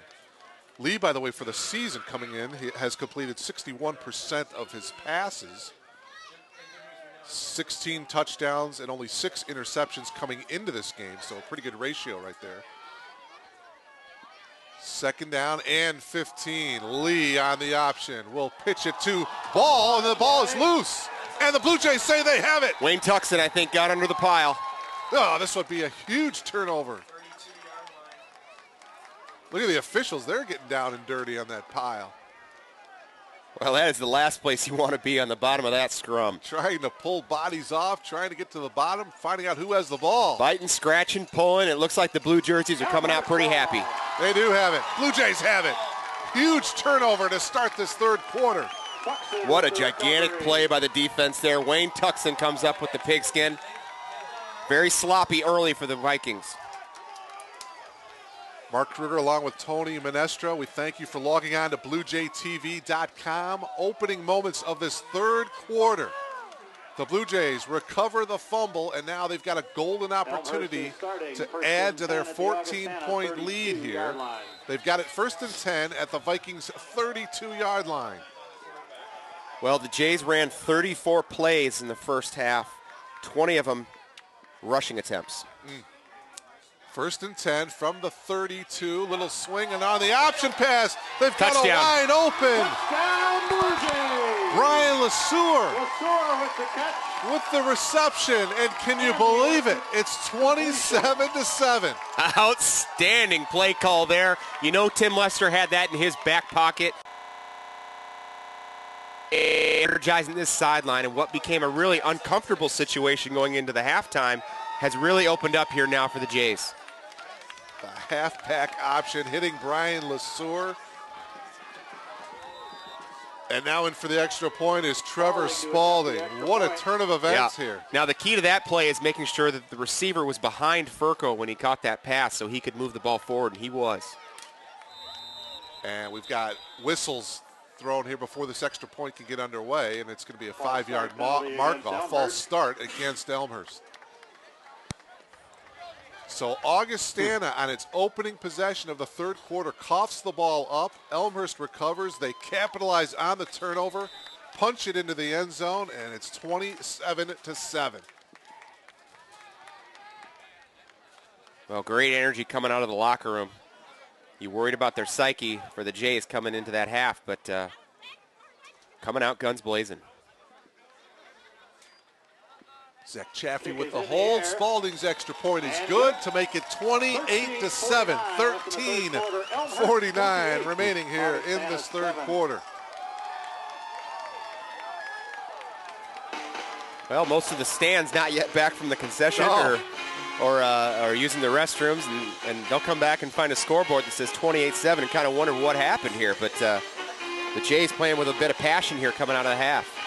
Well, I hate to keep bringing this up, Tony, but it has been 31 years since the Blue Jays have defeated the Augustana Vikings. Our fine sports information director, Kevin Juday, telling us that there have been 8 presidential elections that have gone by since the last time the Blue Jays have knocked off the Vikings. But as you said, plenty of time left in this one. Well, there was a tie in there. You know, there was. Yeah, I do want to give the 86 Jays some credit. There was a 0-0 tie.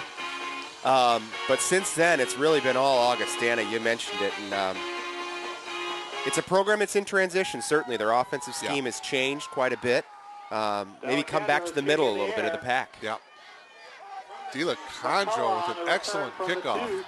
McCullough straight ahead as he cuts to the outside across the 30 as he dives to the 33-yard line. Tackled on the play by John Grusho. You know, just to build on what you just talked about there, Mark, is, you know, as a coach preparing for Augustana in a week, it was really difficult to replicate what they did offensively in a 3-day span with your roster.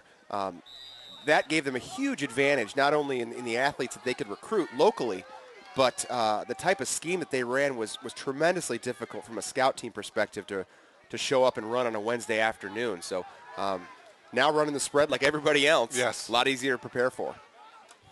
So David Lee and the Vikings, 1st and 10 from their own 34. Screen. Pass complete far side to Hundeman, right with the tackle. And the pass is complete to Kyle Hundeman as he gets to the 35-yard line. Pickup of only 1. It'll be 2nd down and 9.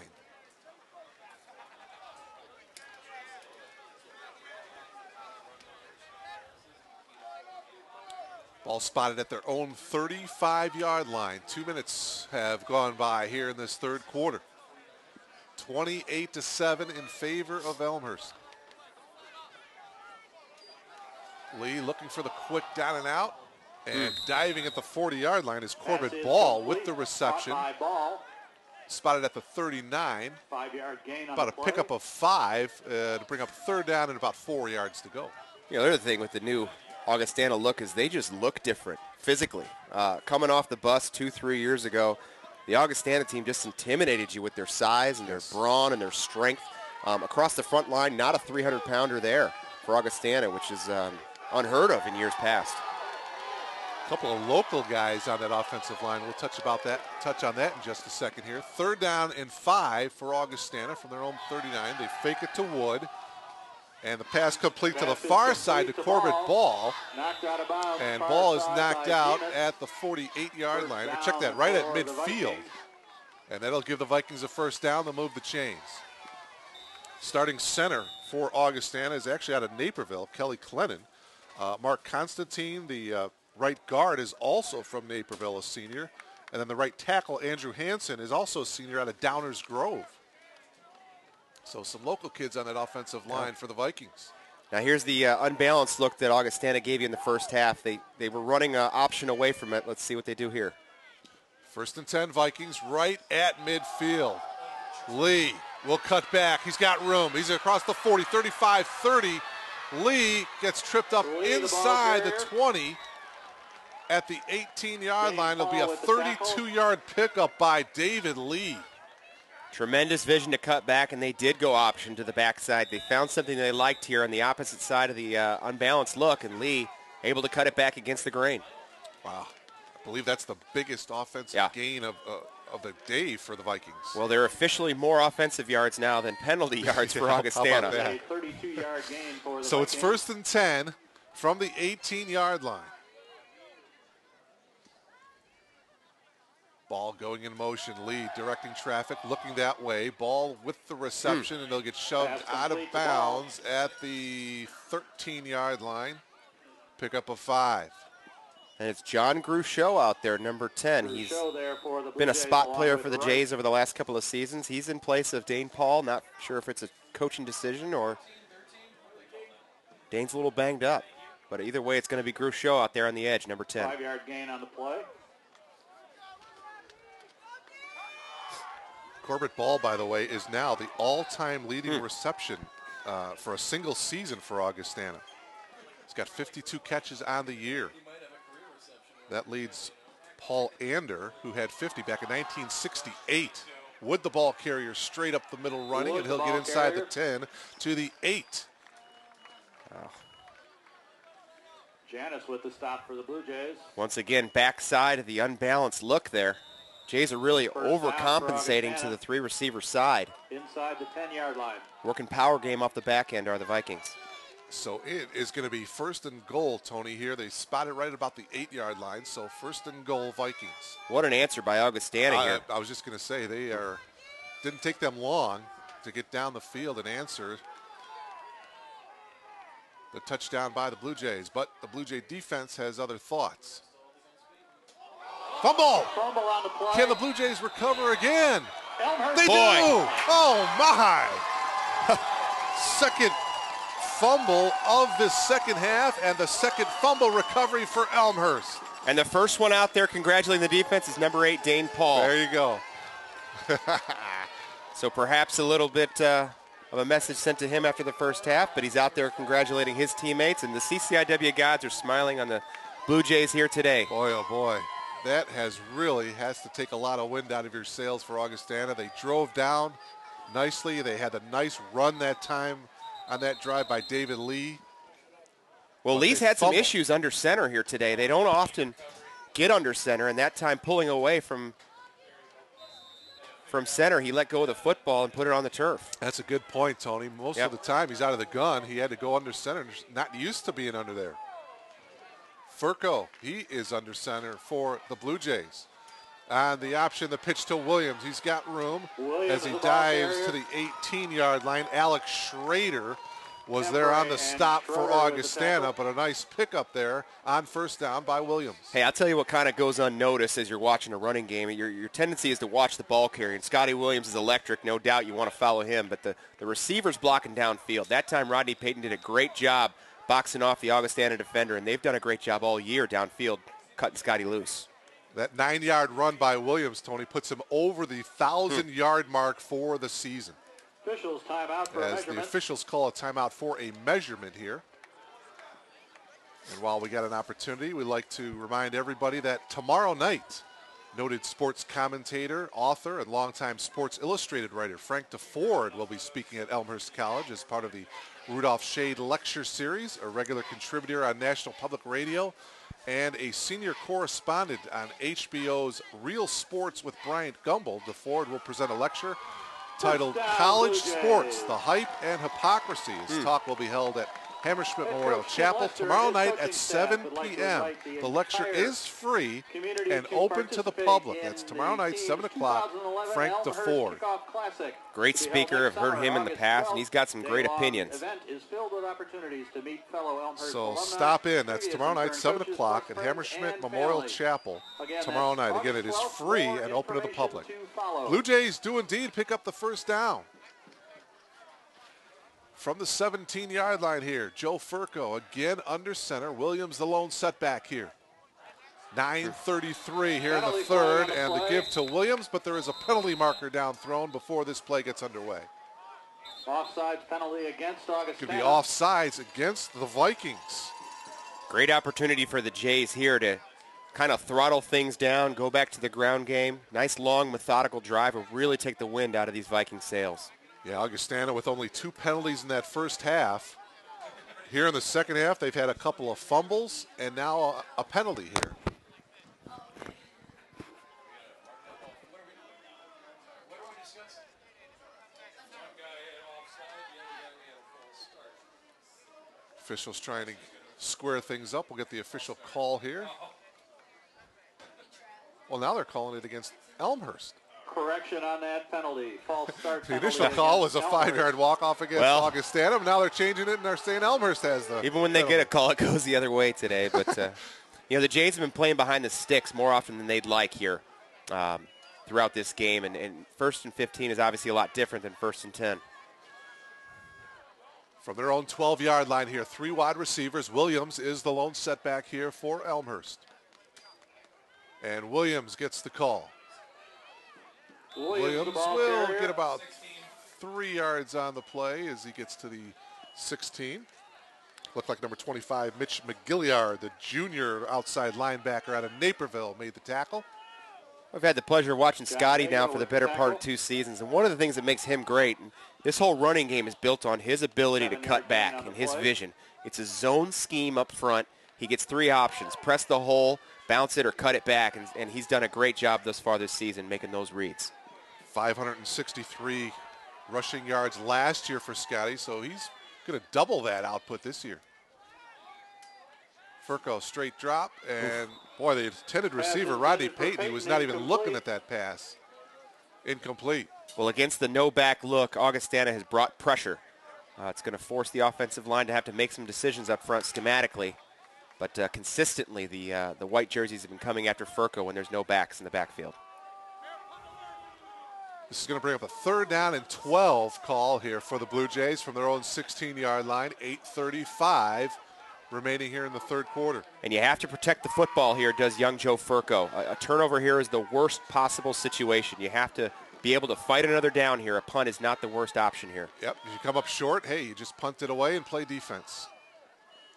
3rd and 12, Furco throwing across the middle, and he's got his man, Corey Tunn, who dropped it. Is it incomplete or is it a fumble? What's the call That here? was complete to Tunn and then a fumble. Corey Tunn, they say he did catch it, Yep. and he coughed it up. Well, he got 2 feet down, got spun around. The safety put a hat on the ball, and it popped out. Probably just as good as a punt either way, but Furco really put it on Tunn there. And Tunn in his first game back since the Wheaton game coughed it up. First turnover of the afternoon for the Blue Jays, and now Augustana with an opportunity as they're at the Blue Jay 46-yard line. I like what Coach Lester did there, moving the pocket, getting Furco away from that rush. Tunn's got to hang on to the football. 8:25 remaining here in this third quarter. We've just logged on to BlueJayTV.com. I'm Mark Kruger along with Tony Minestra. It is 28-7 in favor of Elmhurst. Lee to the air, deep across the middle. Great and play. It is incomplete. Pass is incomplete. Outstanding play by Dane Paul, the coaching box here to my left. Augustana's unhappy with it, but Dane timed it perfectly. Kyle Hundeman, the senior wideout, was the intended receiver. 2nd down and 10. Now, as a corner, your first instinct is to put your left hand on the back of the receiver there. Dane did a nice job keeping that back. Went for the football. He was beat. Receiver got him on top of him, but Dane did a nice job recovering. One of the few times Lee has gone long this afternoon. And they were going right after number 8 that time. He had taken a series off, but up to the challenge there. Second down now and 10 from the 46. Again, lead to the air. And they're coming right back to it. Again across the middle. A floater, and it is incomplete. Same exact route. Dane Paul got a hand on it. It may have knocked it down a little bit. Nick Krantz was the intended receiver. Well, Dane is one of those guys that he's a great zone coverage guy. He loves to look in the backfield. He loves to key the quarterback. That time the receiver beating him inside on the post. Dane able to recover once again. Looked like the ball kind of got hung up a little bit. Yeah, sure did. Yeah. Kind of lollipopped it down there. So it's going to bring up third down and 10 now for Augustana from the 46. See what the Blue Jays do defensively. Nope, they're not bringing anybody. Lee has time, now gets flushed out to his right, still looking, and now throws it, it's picked off. Randy. It's Randy Wright. Across the 40, 45, 50, look at Wright go. They're going to get a hold. He's going to be going all the way, but there are penalty flags thrown back to the 40-yard line. But nevertheless, what an individual effort by Randy Wright. They're going to get Matt Street on the back here at the 40-yard line, but what an effort by number 6 on senior day. Certainly no doubt about it. There are 4 flags, 4 yellow hankies there at the 44-yard line. I'm pretty sure Barnes probably threw one out there too. A lot of laundry out there. They'll bring it back, but Elmhurst will get the ball. Great effort by Randy to jump the route. And how about the job by the secondary? No pressure up front by the front 4. Lee really forcing it there and Wright making a play. So it's going to be a hold or illegal block against Elmhurst. The third turnover of this third quarter for the Vikings. And so they're going to bring the ball back to the 46, and that's where the Blue Jays will take over first and 10. Well, Randy Wright's certainly in the discussion for Defensive Player of the Year. I think as you look at across the league, I think Wenger's kind of your leading guy here. Certainly on an 8-0 team, maybe soon to be 9-0, but Randy has been terrific for the last 3 years.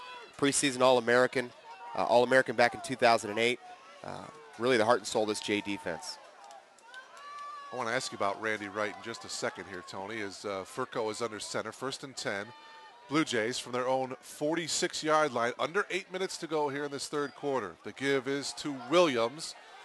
Williams with some nice running. He'll gain about 11 all the way to the 44-yard line. A first and 10. They'll move the chains. But Tony, Randy Wright, what are your thoughts on him as far as continuing his career playing football at the next level? Well, for those that don't follow the Jays on a week-to-week basis, it's important to know that Randy did get a pro day here in the offseason. A couple of NFL scouts came to look at him, worked him out, did the Wonderlic test, ran the 40, the shuttle, and he said it was a really exciting experience. Randy moving outside and a weak side linebacker probably would be a position that he would need to move to eventually at the next level. But, hey, there's been some guys that come out of the conference now. You look at a guy like Studebaker for the Chiefs, came from Wheaton, and Pete Edersagen now with the Titans, was with Wheaton as well, and Pierre Garçon, a guy who contributes with the Colts, was a Mount Union guy, Division III. So they'll find you if you can play. Williams, by the way, picked up 3 yards on that last play to the 41. So it's going to be second down and 7 here for the Blue Jays. But Randy's been he has a really unique personal story, but he's also been a heck of an inspiration for this team.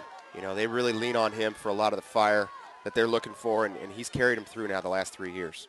Proven leader on this Blue Jay team, no question about that. Second and 7 from the 41. Furco back across the middle, got his man Vavlis. And Vavlis breaks a tackle, headed to the outside, and he'll get brought down by Ben Hall, the junior safety. What a catch by Vavlis. Well, they run that little option game they like to do with their tight end, this time throwing play action off it, and Vavlis is in the seam. The safety's downhill, linebacker's downhill, and able to get behind it is Vavlis. Elmhurst trying to capitalize on the interception. Boy, this would be a huge score here if the Jays can put 7 on the board and really give themselves some breathing room. 6:25 remaining here in the third. 28-7 in favor of Elmhurst. First and 10 Blue Jays from the 10. Looks like they're just outside the 10 as Williams, the ball carrier, as he will get to the 5. So I believe they can still pick up a first down, but it'll be just inches outside the goal line. Second down and call it 5. Also there for the Vikings. Well, there is no doubt that this Elmhurst program has arrived. It has been growing as a program now the last couple of seasons under Tim Lester, and certainly today it's showing its teeth here. Timeout here with 5:53 remaining here in this third quarter. I'd like to remind all of our Elmhurst fans that the Blue Jays have introduced a new way to follow all the exciting game action when you cannot be in the stands in person. Today's game is being webcast live, of course, with streaming video at BlueJayTV.com. Elmhurst plans to video webcast the remaining home football games and other selected home Blue Jays sporting events. BlueJayTV.com will also provide a live audio webcast of selected road games, so make sure to check out the college's official athletic website. That's www.elmhurstbluejays.com for the planned broadcast schedule. And of course, we've got a wrestling dual meet coming up this Thursday against Loras College. 7 p.m. will be the start of that wrestling dual meet, and then we'll have, of course, Blue Jay basketball coming up this winter. Well, I had an opportunity to kind of look back at some of the games we've had here against Augustana. You know, last year never really in the game. You know, 21-3 was the final last year. You know, only mustered 49 passing yards did the Jays. Certainly a different story today. But as you go back even a little bit further, the Jays have had trouble keeping Augustana out of the end zone. We mentioned it early on. The closest game was really back to 2003, a 28-21 contest. So Augustana has had the upper hand for the better part of the last 3 decades, not so much today. There is an injured Viking on the field. He is walking off under his own power right now.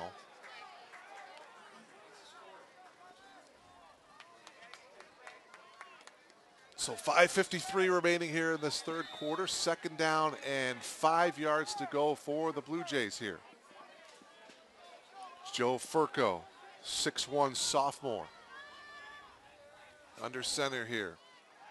Fake it to Williams. Oh, across the forced middle, it. and it's picked off. Indeed, it was forced. He was intending for Bobby Vavlis, and it was Mago with the interception.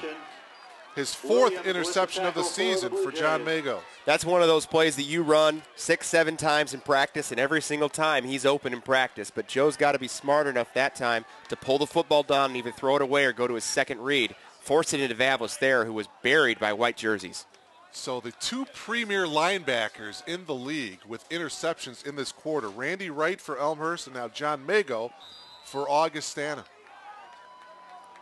Well, Augie's been content to go dink and dunk down the field. They've taken a couple of shots, have not completed them, but they're going to have to open up the offense here as they're down 3 scores, just about 5 minutes to go here in the third. Yeah, that's the key. That clock continues to run here. 5:33 starting to go against the Vikings as they start off from their own 9-yard line, 1st and 10. Lee drops back, fires deep, intended for McCullough. He comes back and catches it. What a catch by Zach McCullough. You know, for all the flags that have been thrown, McCullough used a stiff arm, an arm bar, to separate himself from John Janis there. No call from the back judge. As many flags as I've seen, I would assume there would be one there, but nevertheless, it's a first down for the Vikings. Zach with 10 catches last week against Wheaton. This one is a huge one, all the way down to the 49. And no huddle. Of Elmhurst. Just over 5 minutes to go. We're in the third. Lee to the far side, incomplete. Boy. Kyle Hundeman, the intended receiver. Jamal jumping that route in cover 2 there. Randy expanding on the out route, and Jamal jumping it. Almost going the other way. Second down and 10 here for Augustana. We've seen a total of 4 turnovers, Tony, in this third quarter. Augustana's turned the ball over 3 times, Elmhurst 1 time. A couple of sloppy plays with the fumbles, but also some great plays defensively, both by Mago and by Randy Wright. What good thing for the Blue Jays is that clock continues to run. Just over 5 minutes to go. 28-7 in favor of the Blue Jays. Lee with a little bit of a pump fake. He hits his man right at the 40-yard line, Kyle Hundeman, and it's going to be, It's going to be very close to a first down. Are they going to? No, they're going to just move the chains. First down for the Vikings. Wayne Tuxson put it on Hundeman that time, and Wayne's a guy who's now second on the team in tackles. He's in his second year in a Jays uniform, and he's been great all year. Wayne's had a couple of hard hits this afternoon. Speaking of linebackers, no Brennan Jones out there for the Jays. Lee, quick drop, again to the outside, incomplete. France, the intended receiver. And it'll bring up, or Krantz, I should say, so it's going to bring up 2nd and 10, 4:39 remaining here in the third.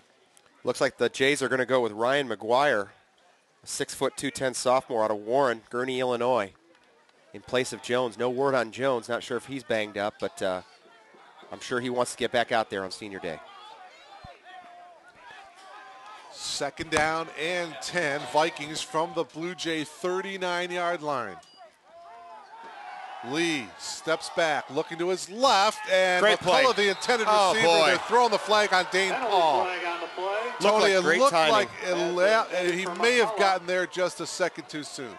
Oh, boy. It was close. Dane's having a tough day, but it looked pretty good there. And there's the call. Defensive pass interference against Dane Paul. That will give the Vikings a first down. Well, it was a bang-bang play, Mark, and it came out quickly. I know there was some contact, and it probably looked worse than it did, than it was, actually. Dane made a nice play, breaking on the football there, and got the flag. Tough call, tough break for Elmhurst. That gives the Vikings a first down at the Blue Jay 27-yard line. Well, you need to continue to stay the course if you're a corner, especially in this spread offense. You're going to get a lot of opportunities. 1st and 10, 4:33 remaining here in this third quarter. Mark Kruger along with Tony Menestro. We hope you're enjoying the broadcast. Lee on the quarterback draw, gets to the 25, 20, cuts to the outside, 15. He's inside the 10, looking for the goal line, and they're going to mark him down at about the 1. And Janis missed him. Janis had him at about the 15, 16-yard line.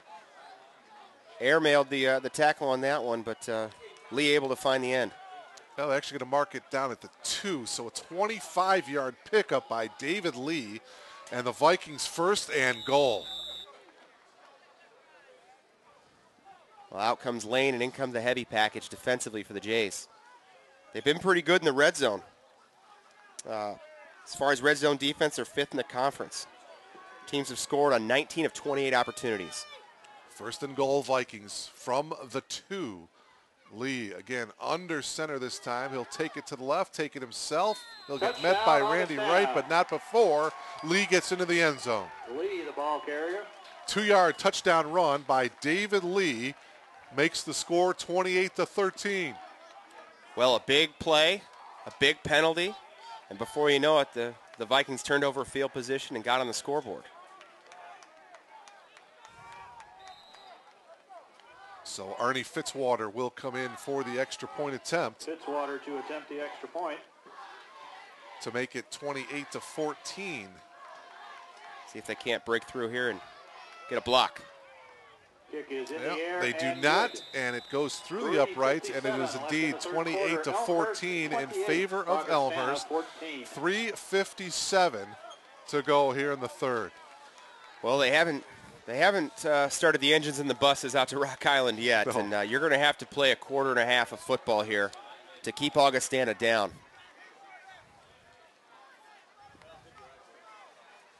Yeah, there is a lot of football to be played here yet this afternoon at Langhorst Field. Certainly Jim Barnes is familiar with this matchup. 10-0 we mentioned against Elmhurst coming into today. He's had his way with the Jays over the past few seasons, but getting a handful here at Langhorst Field. One thing that's been nice about this Blue Jay team, Tony, this year is on the road. I mean, they are 4-1 away from Langhorst Field. Their only loss on the road came to Illinois Wesleyan, Yeah, right? in a game that they certainly had in hand. Right. Lost that game 30-26. Yeah, only one opportunity. Well, in 4 opportunities, they've only rung the Langhorst bell here once this season. This will be their last shot at it, the last shot for the seniors to ring the bell as well. Arnie Fitzwater will kick it away here for the Vikings. Kicks it high, and he kicks it short. 28-yard line. and bringing it back across the 35. They'll spot it at the 36-yard line. 3:53 remaining here in the third. McGuire was on the return that time for the Blue Jays. Elmhurst to start first and 10 Ryan McGuire returning it at their 36-yard line. for Elmhurst, and the Blue Jays will have it first and 10 from their own 36. Well, another big possession here for the Jays. They're going to have to answer. Augustana's done a nice job bouncing back from some back-breaking turnovers here. The Jays will have to keep the pedal down here. Be nice to see them pick up a couple of first downs here. Keep that clock running. Here's Williams straight up the middle running, and he'll get maybe two. Joe Weber, the sophomore linebacker out of South Elgin, came up and made the tackle. Boy, Williams listed in the program, 5'7", 165. Really kept his legs driving that time. 3-yard gain on And the play. you think of Scotty as sort of that electric open field runner, but he's terrific between the tackles. Not only great vision, but great lower body strength there and able to kind of push the pile. Only a sophomore as well out of Woodridge. Went to Downers Grove South High School.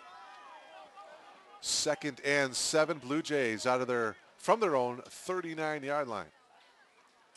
Again, this is Williams. Keep it on the ground. Williams across midfield, stays on his feet, 40, and he's brought down from behind at the 28-yard line. What a run that time by Scotty Williams. Matt Glaw came from behind to bring him down. Well, if not for Matt Glaw, Scotty Williams moves into third place alone that time. He was looking for 6, and he got it there on the zone cutback. Great job up front by the Jays. Moving the football down the field once again. Down to the 29-yard line. A huge run by Williams. Picks up the first down. Under 3 minutes to go. Again, it's Williams as he dives to the 25-yard line. He'll pick up 4. John Mago gets credit for the 2nd tackle. and 6. John Mago was there with the tackle. And now Williams will have a breather here. A well-deserved breather on the sideline. I don't watch a lot of Olympic diving, but I think you go about a 7.2 on that one? Oh, at least. Okay. 2nd down and 6. From the 25. Clock at 2:19 remaining here in the third. Furco handing the ball off. They'll keep it on the ground. This is Shane Meyer. Actually, Vince Gabrus. Vince Gabrus, check that. Yeah, a freshman out of Harvard. They've had to get creative. We mentioned the absence of Ryan Bach, one of Furco's premier targets here coming into this game. Bach's kind of that guy that plays that fullback, H-back hybrid. They've used a combination of a few different people here. This time it was Gabrus. Griffin Gibson is the lone setback, so interesting on third and short. Williams remains out. See if they give it to Gibson here. The option. Instead, Furco will keep it himself, and he should have enough for a first down, I believe, Tony. Well, I got on Furco a little bit in the first half about his running ability. Showed a little shoulder fake there, dipped it down, and got the first down. How about that? That was determination right there by the sophomore quarterback. I tell you, I think this whole Blue Jay team is playing for these seniors. They want to get a victory here. This would mean so much for this Blue Jay program to knock off the Vikings. But again, a lot of football left. One-on-one coverage with Favlis here. Williams, the lone setback, and he'll get the call. Williams spins. Scotty Williams, the ball carrier. John Mago again with the tackle. He's been a busy man, Mago, in this second half. Mark, you mentioned how much it's going to mean to the program, and I actually was talking to some of the coaches and players before the game, and boy, it goes beyond this group of guys, too. You know, the entire Elmhurst nation is looking at this game. That, you know, the last 30 years of Elmhurst teams have not been able to sort of topple the Vikings, and what it would mean for those guys that have gone through the program years and years and years of difficulty against Augustana. This team can really change the course of tide here. 2nd down and 7, just outside the 12-yard line, and movement there. It looked like the left guard, Brett Virgil, may have moved a little bit. 5-yard walk-off against the Blue Jays. Penalty is against Elmhurst. Well, in a position to score last time, Augustana turned the ball back into 7 points going the other way, so a 14-point swing after they had forced the ball into Vavlis here. Blue Jays have got to turn this one into points. So 2nd down and 12 now for the Blue Jays after that 5-yard mark off. And they're doubling Rodney Payton on the backside. Looking to the left, and the pass is complete that time to Nick Jones. But Nick Jones, after the completion, hit immediately by Danny Hess, and that is the end of the third quarter. So we'll move to quarter number 4. We'll take a timeout and come back with the fourth quarter with the Blue Jays on top, 28-14.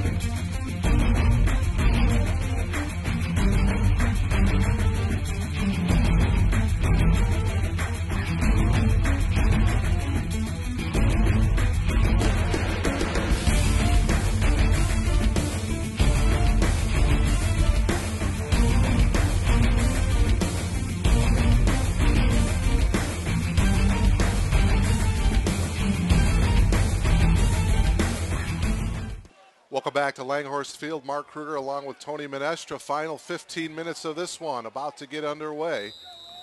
Blue Jays on top, 28-14. Huge play here. You can't force the ball if you're Furco. You got to be willing to take a 4th down here.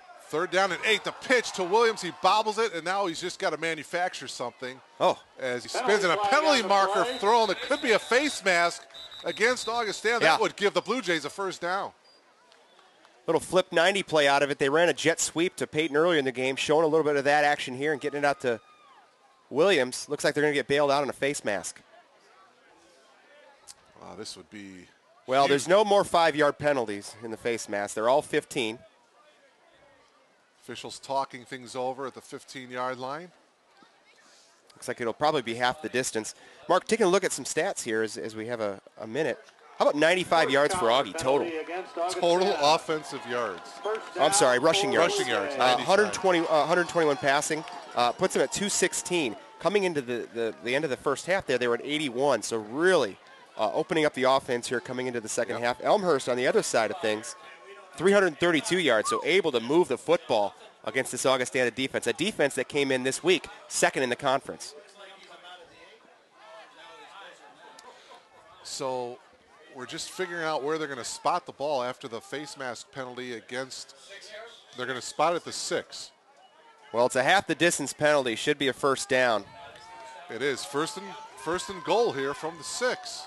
Boy, every call's been a struggle here today. It has, hasn't it? Goodness gracious. Blue Jays with a golden opportunity to add here to its 14-point lead. Furco, option to Williams. Williams is in. Scotty's 3rd touchdown of the afternoon, and it's 34-14 Elmhurst. Welcome back, Scotty. That's his 23rd carry, 143 yards in the day, 3rd touchdown, and he moves all by his lonesome into 3rd place on the single-season touchdown record. He's 2 off the pace of George Donnell, who scored 16 back in 1978. And he is only a sophomore, folks. Trevor Spalding in for the extra point. In to attempt the extra point. Spalding is a perfect 4 for 4 in extra points here this afternoon, looking to make it 5 for 5. And it is perfect. 35-14 Elmhurst. 14:39 remaining, and things are looking good here in Elmhurst. Well, certainly entertaining, that's for sure. So folks at home and folks here in the stands are getting a treat. It's like a heavyweight fight. They're kind of going back and forth and trading punches, but credit this Elmhurst offense. Every time they've had their back to the wall here, they've answered back, and Scotty's been great today. The offensive line has really made some holes for Scotty, and Joe's been pretty good too, save for the play he forced to Vavlis. They've done a nice job on offense. Defense is going to have to shut down Augustana the rest of the way because the Vikings aren't giving up, that's for sure. Close to the end of the third quarter, scores from around the CCIW. North Central leading 26-6, so it looks like the Cardinals are going to be the CCIW champions this year. Milliken leading North Park 16-7, and Wesleyan is leading Carthage 32-21 late in the third. What was the score in the North Park game, Mark? 16-7. Oh, boy. North Park hanging in there. Alejandro approaching Milliken the ball. looking for its first conference win of the season. Krantz Krantz bringing it return. to the 32-yard line. Krantz still staying on his feet as he gets close to the 35-yard line. Pretty nice return that time by Krantz. And Augustana first and 10 with 14:31 remaining. Be interested to see how Coach Joe Adam approaches this defensive series here. He's been pretty aggressive, a lot of man-to-man coverage. See if he's more willing to play a little softer, play a little zone, and work the clock a bit. Actually, they bring the ball back to the 33. So it'll be first and 10 Vikings from their own 33-yard line, trailing 35-14. Well, they've liked this matchup here. McCullough against Dane Paul. He's to the wide side of the field. One-on-one coverage. Lee looking that way, now checks off across the boy. middle. He's got Corbett Ball, and Ball chasing inside the 20, gets brought down at the 15-yard line by John Janis, and a quick strike by the Vikings. Well, a big-time mistake by the safeties there. They got caught looking and flat-footed, and If you purchased a Ball able to split the seam there. Great job by the quarterback Lee to look off the safeties and come back. All the way down to the 14-yard line. Boy, it didn't take the Vikings long to get into the red zone here. And they'll go 5 wide here, spread out the Jays. Bring that winning ticket number to the press box. 1 minute gone by here in this fourth quarter. Vikings driving. Lee looking, plenty of time, still looking to his right. Oh. Now moving and throws incomplete. Hundman, the intended receiver. Boy, Tony, he had a lot of time. He sure did, and part of the reason is Alfano's jersey's getting pulled off of him here coming around the edge. But great job by the secondary holding up there. You got to get home. They brought an extra linebacker that time, tried to bring 5 in the pressure, but Augustana able to hold him back. It'll bring up second down and 10 here for the Vikings.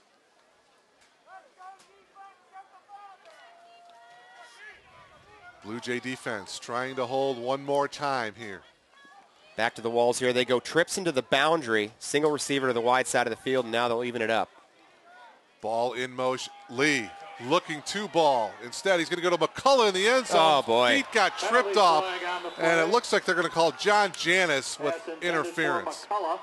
You said it. The feet got tripped up. Janis was nowhere near the body of McCullough.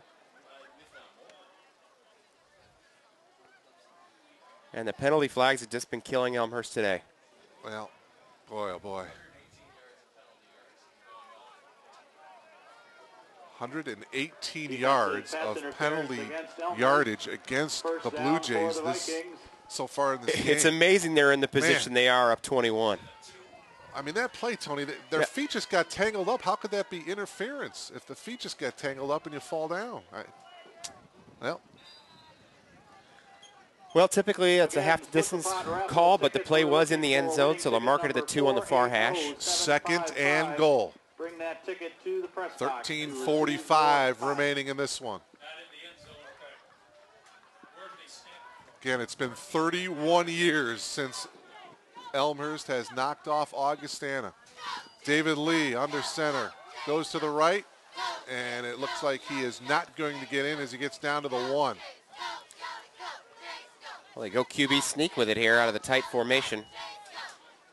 Jays still have an opportunity to turn them away. 13:26 remaining. Blue jerseys have got to get underneath the pad level of Augustana.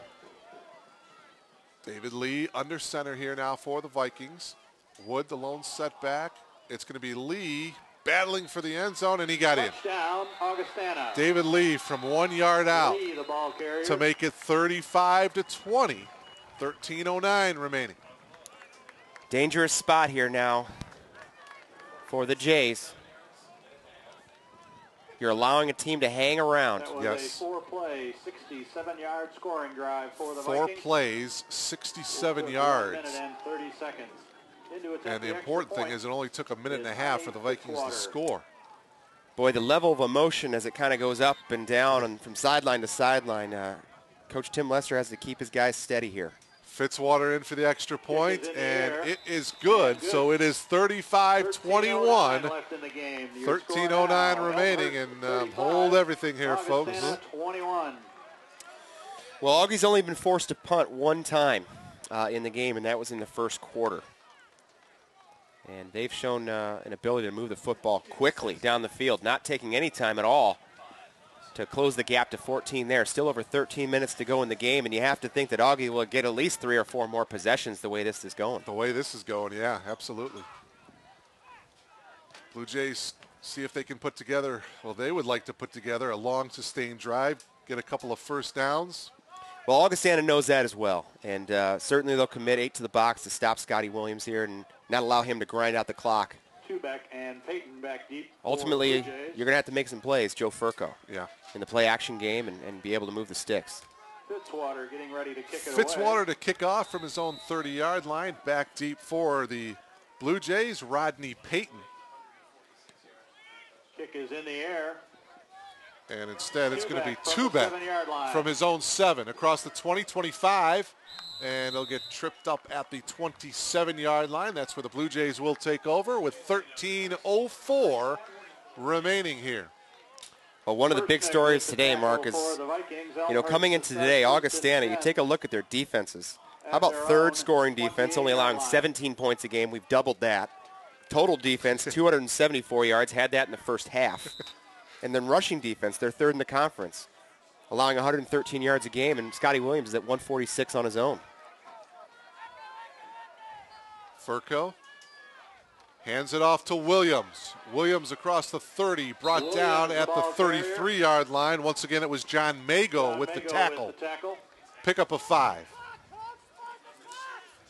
Second down and 5 as the clock continues to run. 12:45 remaining. Both teams with all 3 of their timeouts remaining. Well, with that run also, Scotty Williams moves into third place all-time in the single-season yardage from a running back perspective. Furco handing the ball off. Vince Gabris. Gabris across the 45. He'll have a first down. And that's what we talked about, Tony, getting some first downs, moving the chains, running the clock down. How about some old school veer? That's really what it is here, and it just looks a little bit different, but you unblock on the defensive end, make him make a decision. If the defensive end comes upfield, you go ahead and give it to the back. Spotted at the 47-yard line. It's 1st and 10. Still a good pace to the offense here. As we approach the 12-minute mark, Furco going to the air, a little screen play to Gabris. Gabris will get brought down inside the 40 to the 39, pick up a 14, and a first down for the Blue Jays. And again, all day today, the Blue Jays have shown the ability to answer back. Once the Vikings have come down the field and kind of thrown them a left hook, the Jays have come back with an uppercut. 39-yard line of Augustana is where the ball is resting. 35-21, Elmhurst with the lead.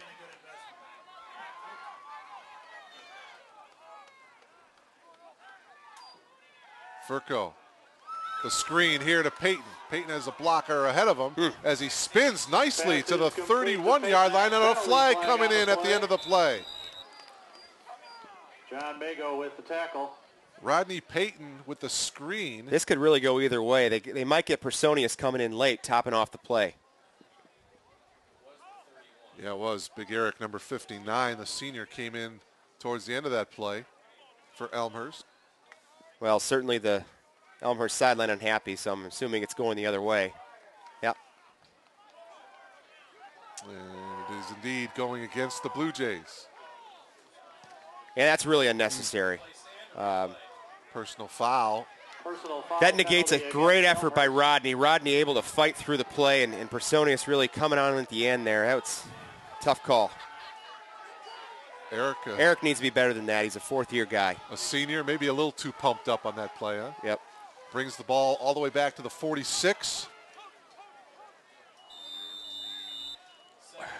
It's going to be second down and 17 for Elmhurst. 11:15 remaining. Well, if it's 2nd and 17, they're saying he only gained 2 yards. Well, Furco hitting Peyton. Pass Peyton complete brought to down by Peyton. Matt Glaw at the Law with 37. tackle. Not sure where the marking came on that. If they're going to allow the play to stand, it should have been marked off from the dead ball spot.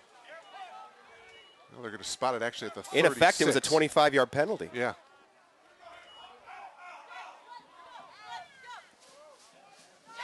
Third down and 7 here now for Elmhurst. From the 36. Big play.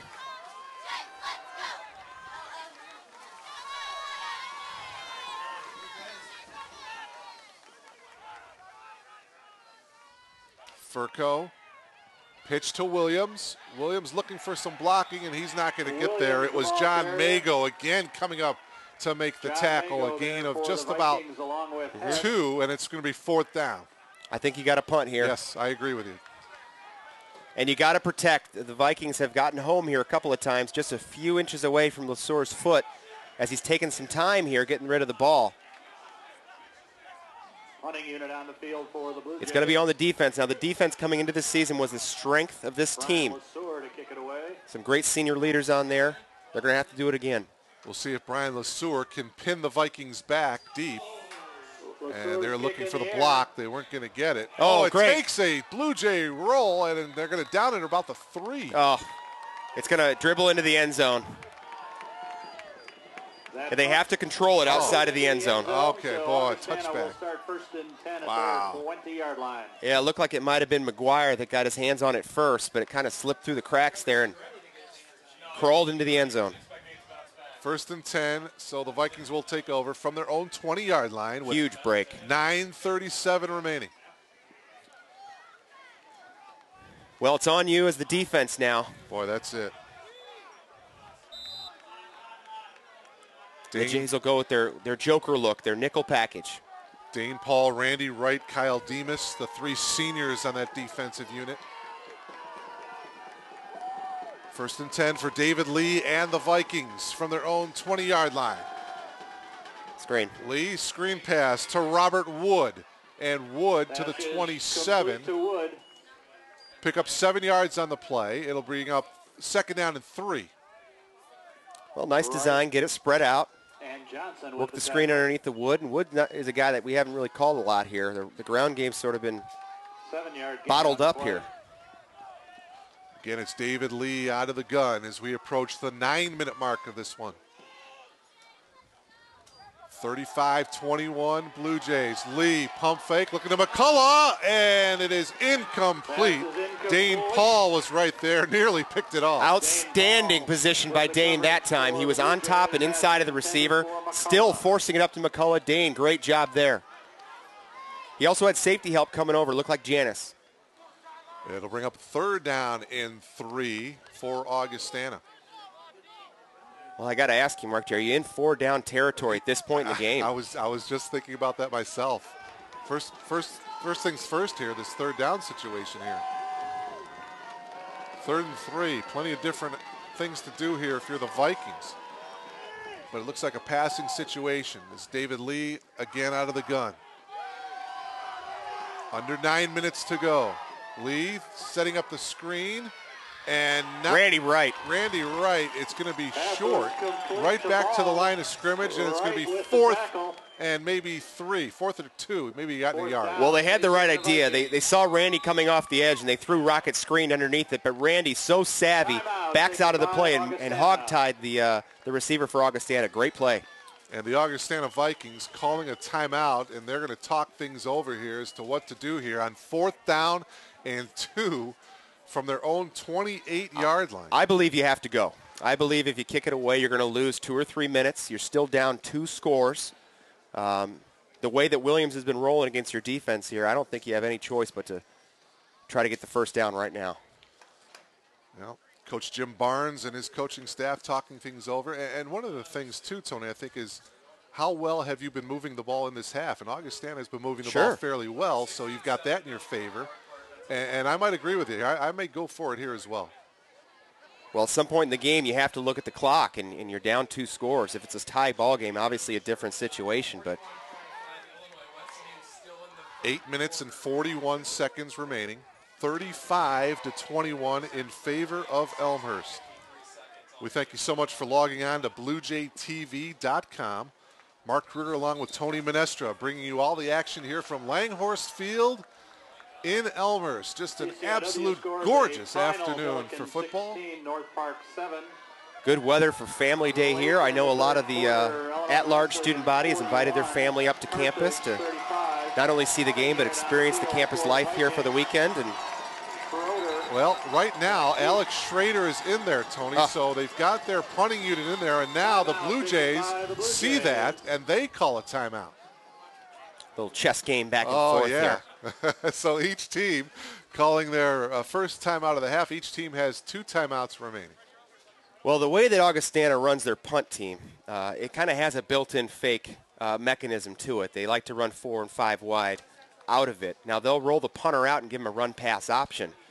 So defensively, you had to play it sort of vanilla. They'll put Janice back there as the lone returner, and they'll play defense with the other 10.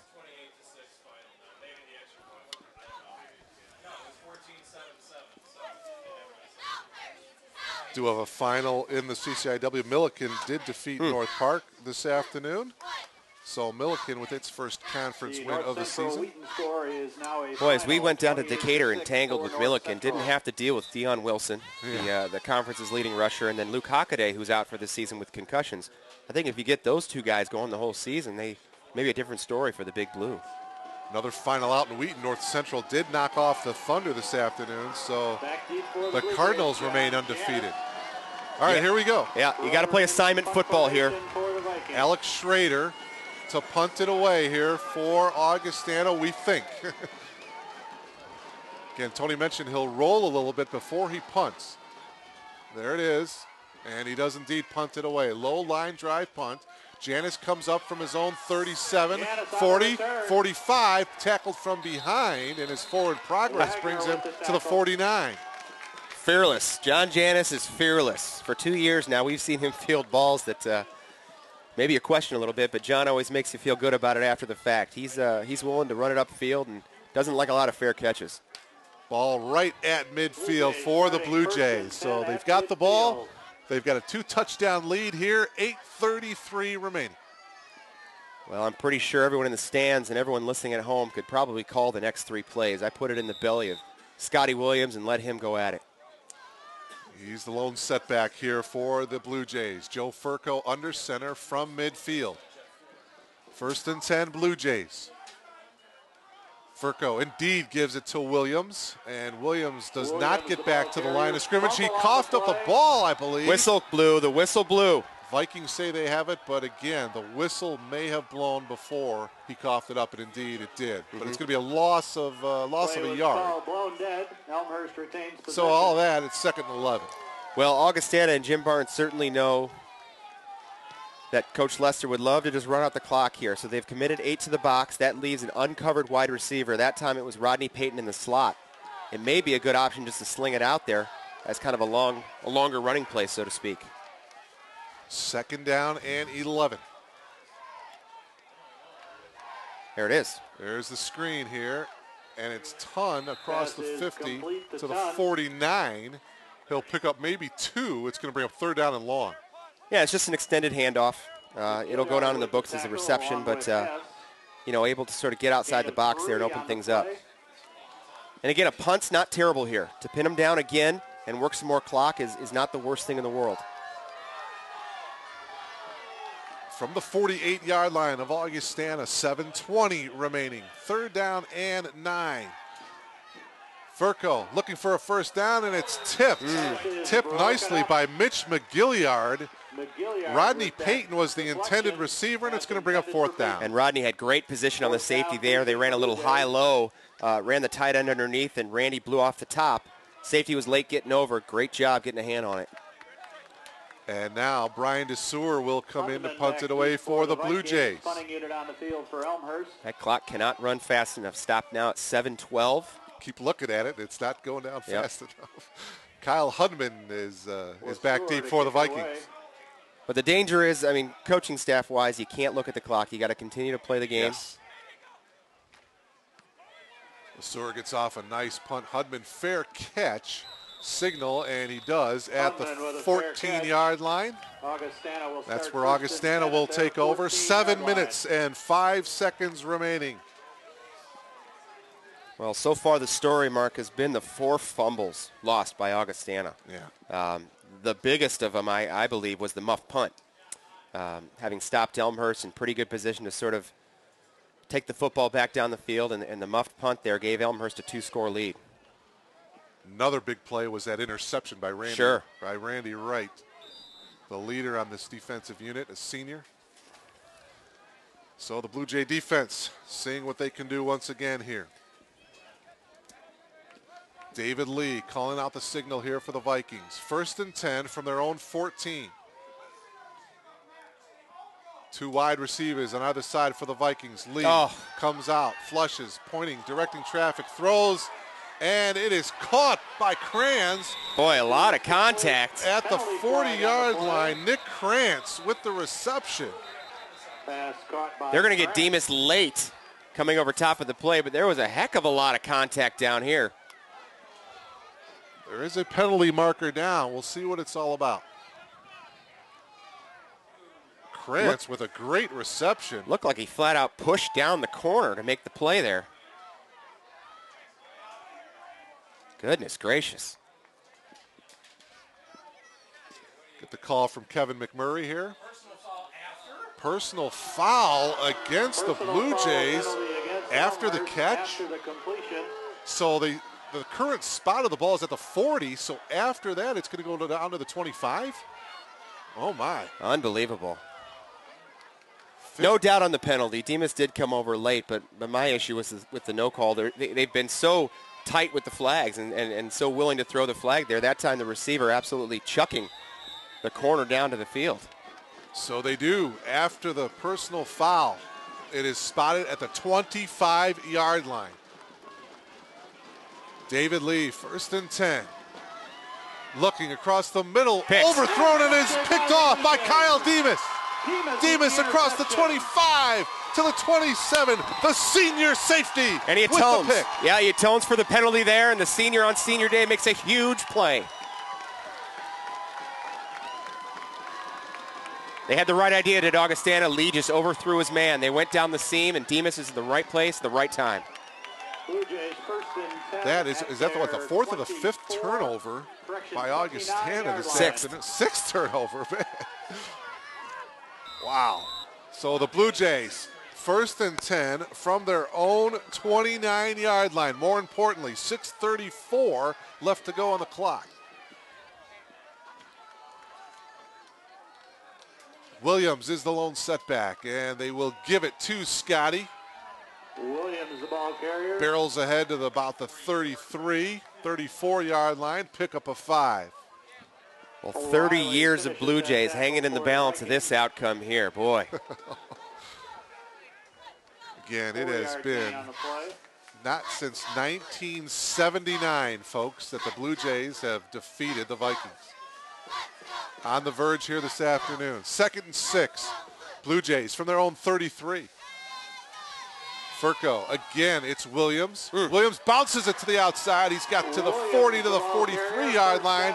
A 10-yard pickup and a 1st down, and that clock continues to run. All with the tackle for the Vikings. Under 6 minutes to go here at Langhorst Field.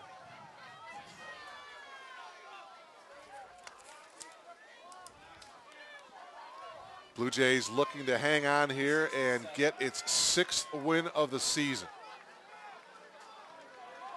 Furco, quick snap, gives it to Williams again across the 45. He dives across the 40 into Augustana territory. Joe Weber was there to make the stop for the Vikings.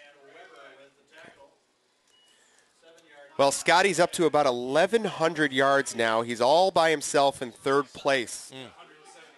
Trailing only Bob Sanfilippo and George Donald all time.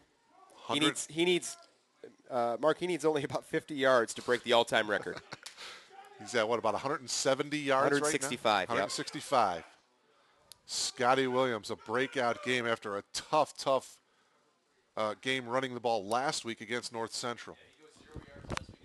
Second down and 3 here for the Cardinals as they keep it on the ground. This will be a first down. Griffin Gibson, who spells Williams as that featured back, gets a first down as we are at the 4:45 mark. Ball at the 42-yard line of Augustana. Well, I can't talk enough about it. The rushing defense coming in today only allowing 113. That includes facing teams like Wheaton and North Central and Illinois Wesleyan. The Jays have been exploiting this defense all day. Furco will tuck it under. Oh, his knee went down right back at the line of scrimmage. No gain on the play, so it'll bring up third down. Miscommunication there. It looked like all three receivers to the wide side went to block downfield. Furco was looking to throw the bubble screen, and a little bit of cross communication lines there. Check that. It is second down now here for Elmhurst as we are under 4 minutes, Tony. Continue to use the clock to your advantage. Incomplete passes are the worst thing at this point. Again, Augustana still has 2 timeouts remaining. Second down and 10 from the 42-yard line of Augustana. Blue Jays, the pitch, and wisely Griffin Gibson just dives on that ball. And quickly, the Augustana coaching staff calls for a timeout there. All the way back to the 46-yard line. Well, that was just a bad pitch by Furco. Boy, for all the things that have gone right today, the penalties, the fumbles, the interception, the Jays have overcome it somehow and maintained a 2-score lead here with 3:33 to go. Vikings call a timeout. Gibson did the right thing, though, just to dive on it. Yep. Not try to pick it up and run with it. Take the loss and move on, right? Yeah, Griffin's a guy who's a serviceable back. He's a kind of a point A to point B guy. He's not going to give you the explosiveness that Scotty is, but there he shows his heady ability to jump on the football. He's been in the program now for 3 years, and smart play there. Once again, North Central defeated Wheaton this afternoon, so the Cardinals are now 9-0, 6-0 in the CCIW. Wheaton 8-1 overall and 5-1 in conference play. Well, the question with Division III football is, where do you get placed? Do you get in that Mount Union bracket, or are you in your own? And there's been a lot of discussion. Will Mount Union get moved to the east, and will North Central stay in the Midwest? Certainly North Central looking all the part of a number 1 seed. You'd think they'd have to be in a different bracket than that Purple Army over in Ohio. So 3:33 remaining. Third down and 22 yards to go here for Elmhurst. And I don't think they're going to do anything too crazy. Yeah, Furco with a screen to Williams. He does have room. 45, he gets across the 40, stays in bounds, dives to the 38-yard line, short of the first down. But the clock continues to run here. 3:23 remaining. It'll bring up fourth down. And the Vikings burn another timeout. Yeah, so they have none left. Very soft coverage that time by Augustana. You had Elmhurst in the third and very long situation. No spy on Scotty Williams as they drop the secondary back. Williams able to operate and get himself in better position now to punt the football. Mark Kruger along with Tony Menestra. Again, we thank you so much for logging on here to BlueJayTV.com. The Blue Jays looking to knock off the Augustana Vikings here this afternoon. If they do, the Blue Jays would go to 6-3 on the year. They would go to 3-3 in conference play. Augustana would drop to 5-4 overall, and they also would be 3-3 in conference play. Well, the Blue Jays now have topped the 420-yard mark for the day. That's better than 150 yards more than the season average that Augustana is allowing. So, terrific job by this Blue Jay offense. Elmhurst will finish up the regular season next week in Kenosha, taking on Carthage. Augustana, meanwhile, will host Illinois Wesleyan next week. Speaking of offense, Carthage can really put some points on the board. I believe they're number 1 in the conference, and Evan Jones has been great all year. Something to watch. Fourth down and 8. Blue Jays look to be going for it here, but a penalty flag. This will be a 5-yard walk-off against the Blue Jays. And I'll tell you, that's not terrible, because now you give LeSueur a little bit more space here to kind of pin him in. False start. Bring him back to the 44-yard line, and we'll see if LeSueur comes in to punt. He is not in there as of yet. It's Furco. So 4th down and 12. Or check that, 4th down and, yeah, about 12 yards to go. Furco is going to punt it away, and he gets off a good one. Rodney Payton downfield, and it takes a sideways roll, and it will stop at about the 6. And there is a flag down on the play, however. Boy, you've got to be kidding me. Boy, Furco did a great job of punting that ball, didn't he?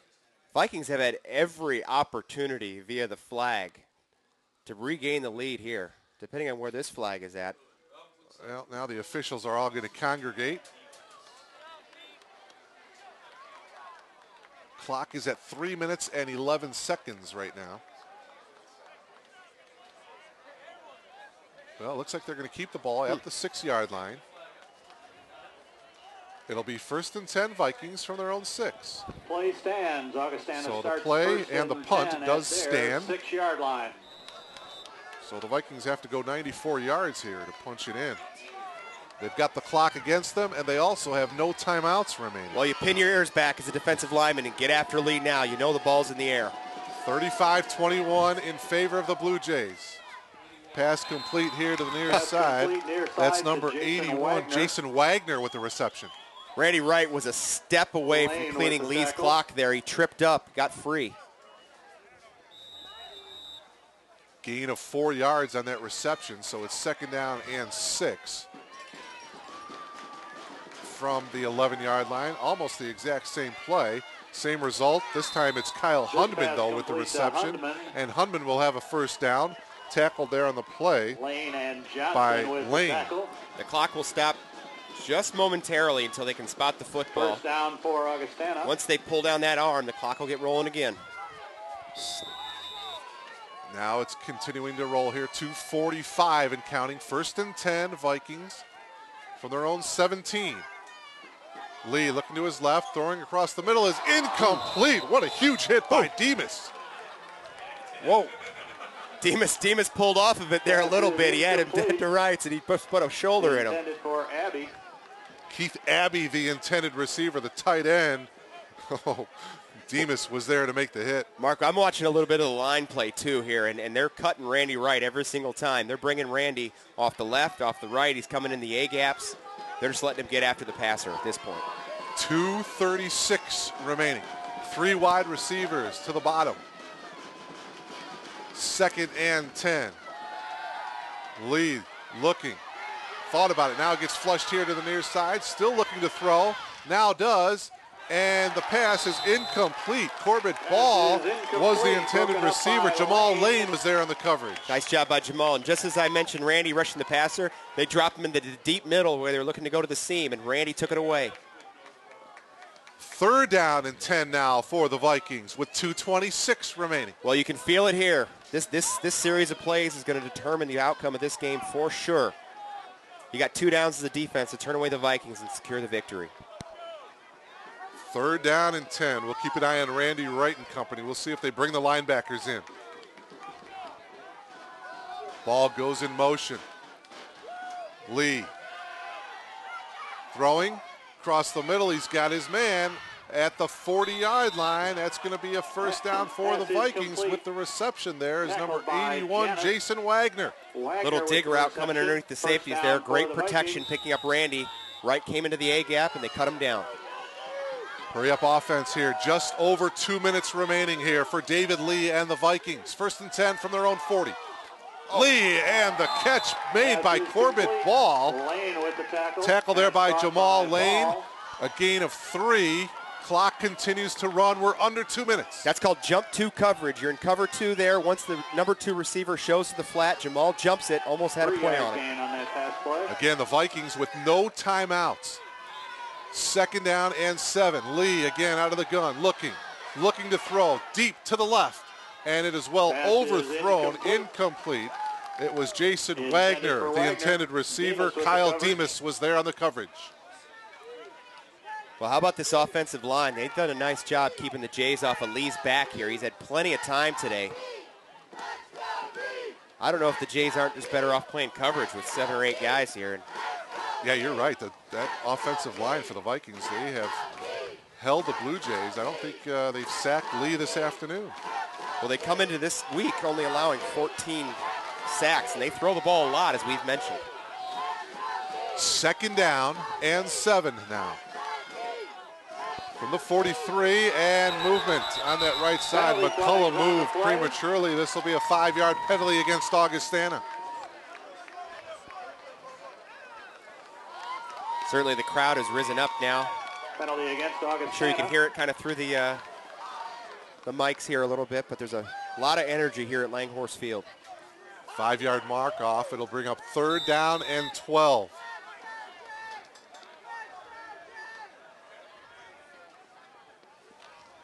$1:39 remaining. If you've just logged on, 35-21 in favor of Elmhurst. 1:39 remaining. Augustana with the ball at their own 38-yard line. 3rd down and 12. Lee across the middle, and is incomplete. McCullough, the intended receiver, and it'll bring up 4th down. Switched up the coverage at that time, went to a cover 3, dropped Rich Dassis all the way into the deep hole there. A little bit of a different look. Lee wasn't expecting it. So this will be it here, possibly, for Augustana. 4th down and 12. Pass intended for McCullough. 30 4th years down, hanging the facing balance the on Vikings. one football play here. Goodness.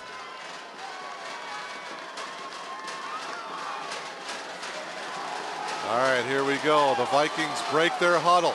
4th down and 12 from their own 38. 1:35 remaining.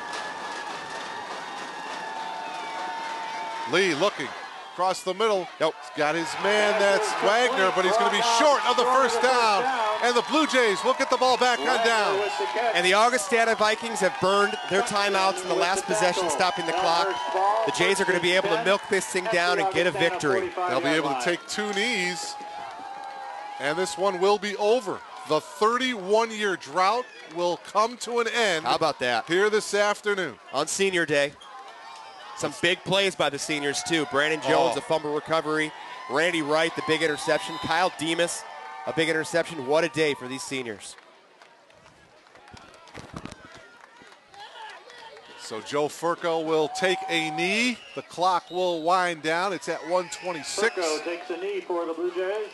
And the Elmhurst College Blue Jays will come away with the victory. As we mentioned, they will improve now to 6-3 overall, 500 in conference at 3-3. Augustana will also be 500 in conference at 3-3. The Vikings will fall to 5-4 overall. But the big story here, it has been since 1979 that Elmhurst has not defeated Augustana. That has come to an end here this afternoon. Well, I'm taking a look up and down the sideline here on the home side, and look at the smiles ear to ear for Jamal Lane and Randy Wright in this defense. What a team effort today. They've overcome some penalties, some turnovers, back and forth, very entertaining, but able to escape here at Langhorse Field with a victory. Outstanding effort. And Tony, we talked about this earlier, but just a huge win for this Elmhurst football program. I mean, we talked about earlier the North Central game. That was really the only game in which the Blue Jays were not in. They were in every other single game. Well, you hate to look back because you know, looking back, the vision always is 2020. But if you're able to hold off Wheaton in that game, One more time. and you're able to hold off Wesleyan, suddenly we're talking about Week 10 as being a playoff type of atmosphere up at Kenosha. So what a win by this Jays outfit. Clock winding down. It reads 0, and that'll do it. Your official final score. Elmhurst defeats Augustana by a score of 35-21 here this afternoon on Senior Day. And as Tony mentioned, the seniors for Elmhurst certainly came up big here this afternoon. You could talk about Randy Wright and Kyle Demas, Dane Paul, Brandon Jones, all of those seniors. What an effort. What an effort this afternoon by the Blue Jays, Tony. Yeah, on a personal note, Mark, I can tell you as a longtime supporter of this program, as a member of as both a player and a coach, and as you get to see the kids running over to the bell there, what this means to generations of Blue Jay players that constantly had to deal with losses to this Augustana program over the last 3 decades. This is a huge deal, not just for these students today, but for the last 30 years of Blue Jays. Well, I was just gonna mention that kind of a change with the Augustana Yep. program, how they've kind of gone to a more pass-oriented and a little change in their program. How about this Elmhurst program? A little bit of change and how they're kind of moving up in the ranks. Sure. Coach Lester has done an outstanding job. No doubt about it. 7-3 in his first year, a little bit of a surprise. Last year dipped back a little bit, used a lot of freshmen, Scotty Williams, Furco, of course, in their first year. But these kids are coming on, and we lose certainly a couple of key seniors going forward. But the future is bright for this Elmhurst College football program. So they'll ring the bells here at Langhorst Field. The Blue Jays now at 6-3. They've got an opportunity to go to Carthage and knock off that ball club in Kenosha next week to make it 7 wins on the season. Augustana, again, will host Illinois Wesleyan next week. So, Tony, some final thoughts here this afternoon. You know, what can you say? You got to take your hats off to these kids. This is a huge, huge game, and it represents a shift in the CCIW, I believe. Sure does. Certainly Elmhurst has been on the come now for a couple of years, but this is going to be a long bus ride home for Jim Barnes and his Vikings. But it's been a long time coming. We thank everyone for logging on to BlueJayTV.com. So for Tony Menestra, I'm Mark Kruger. We thank you so much for logging on. Again, the final score, Elmhurst over Augustana by a score of 35-21. Thank you so much for tuning in. So long, everybody.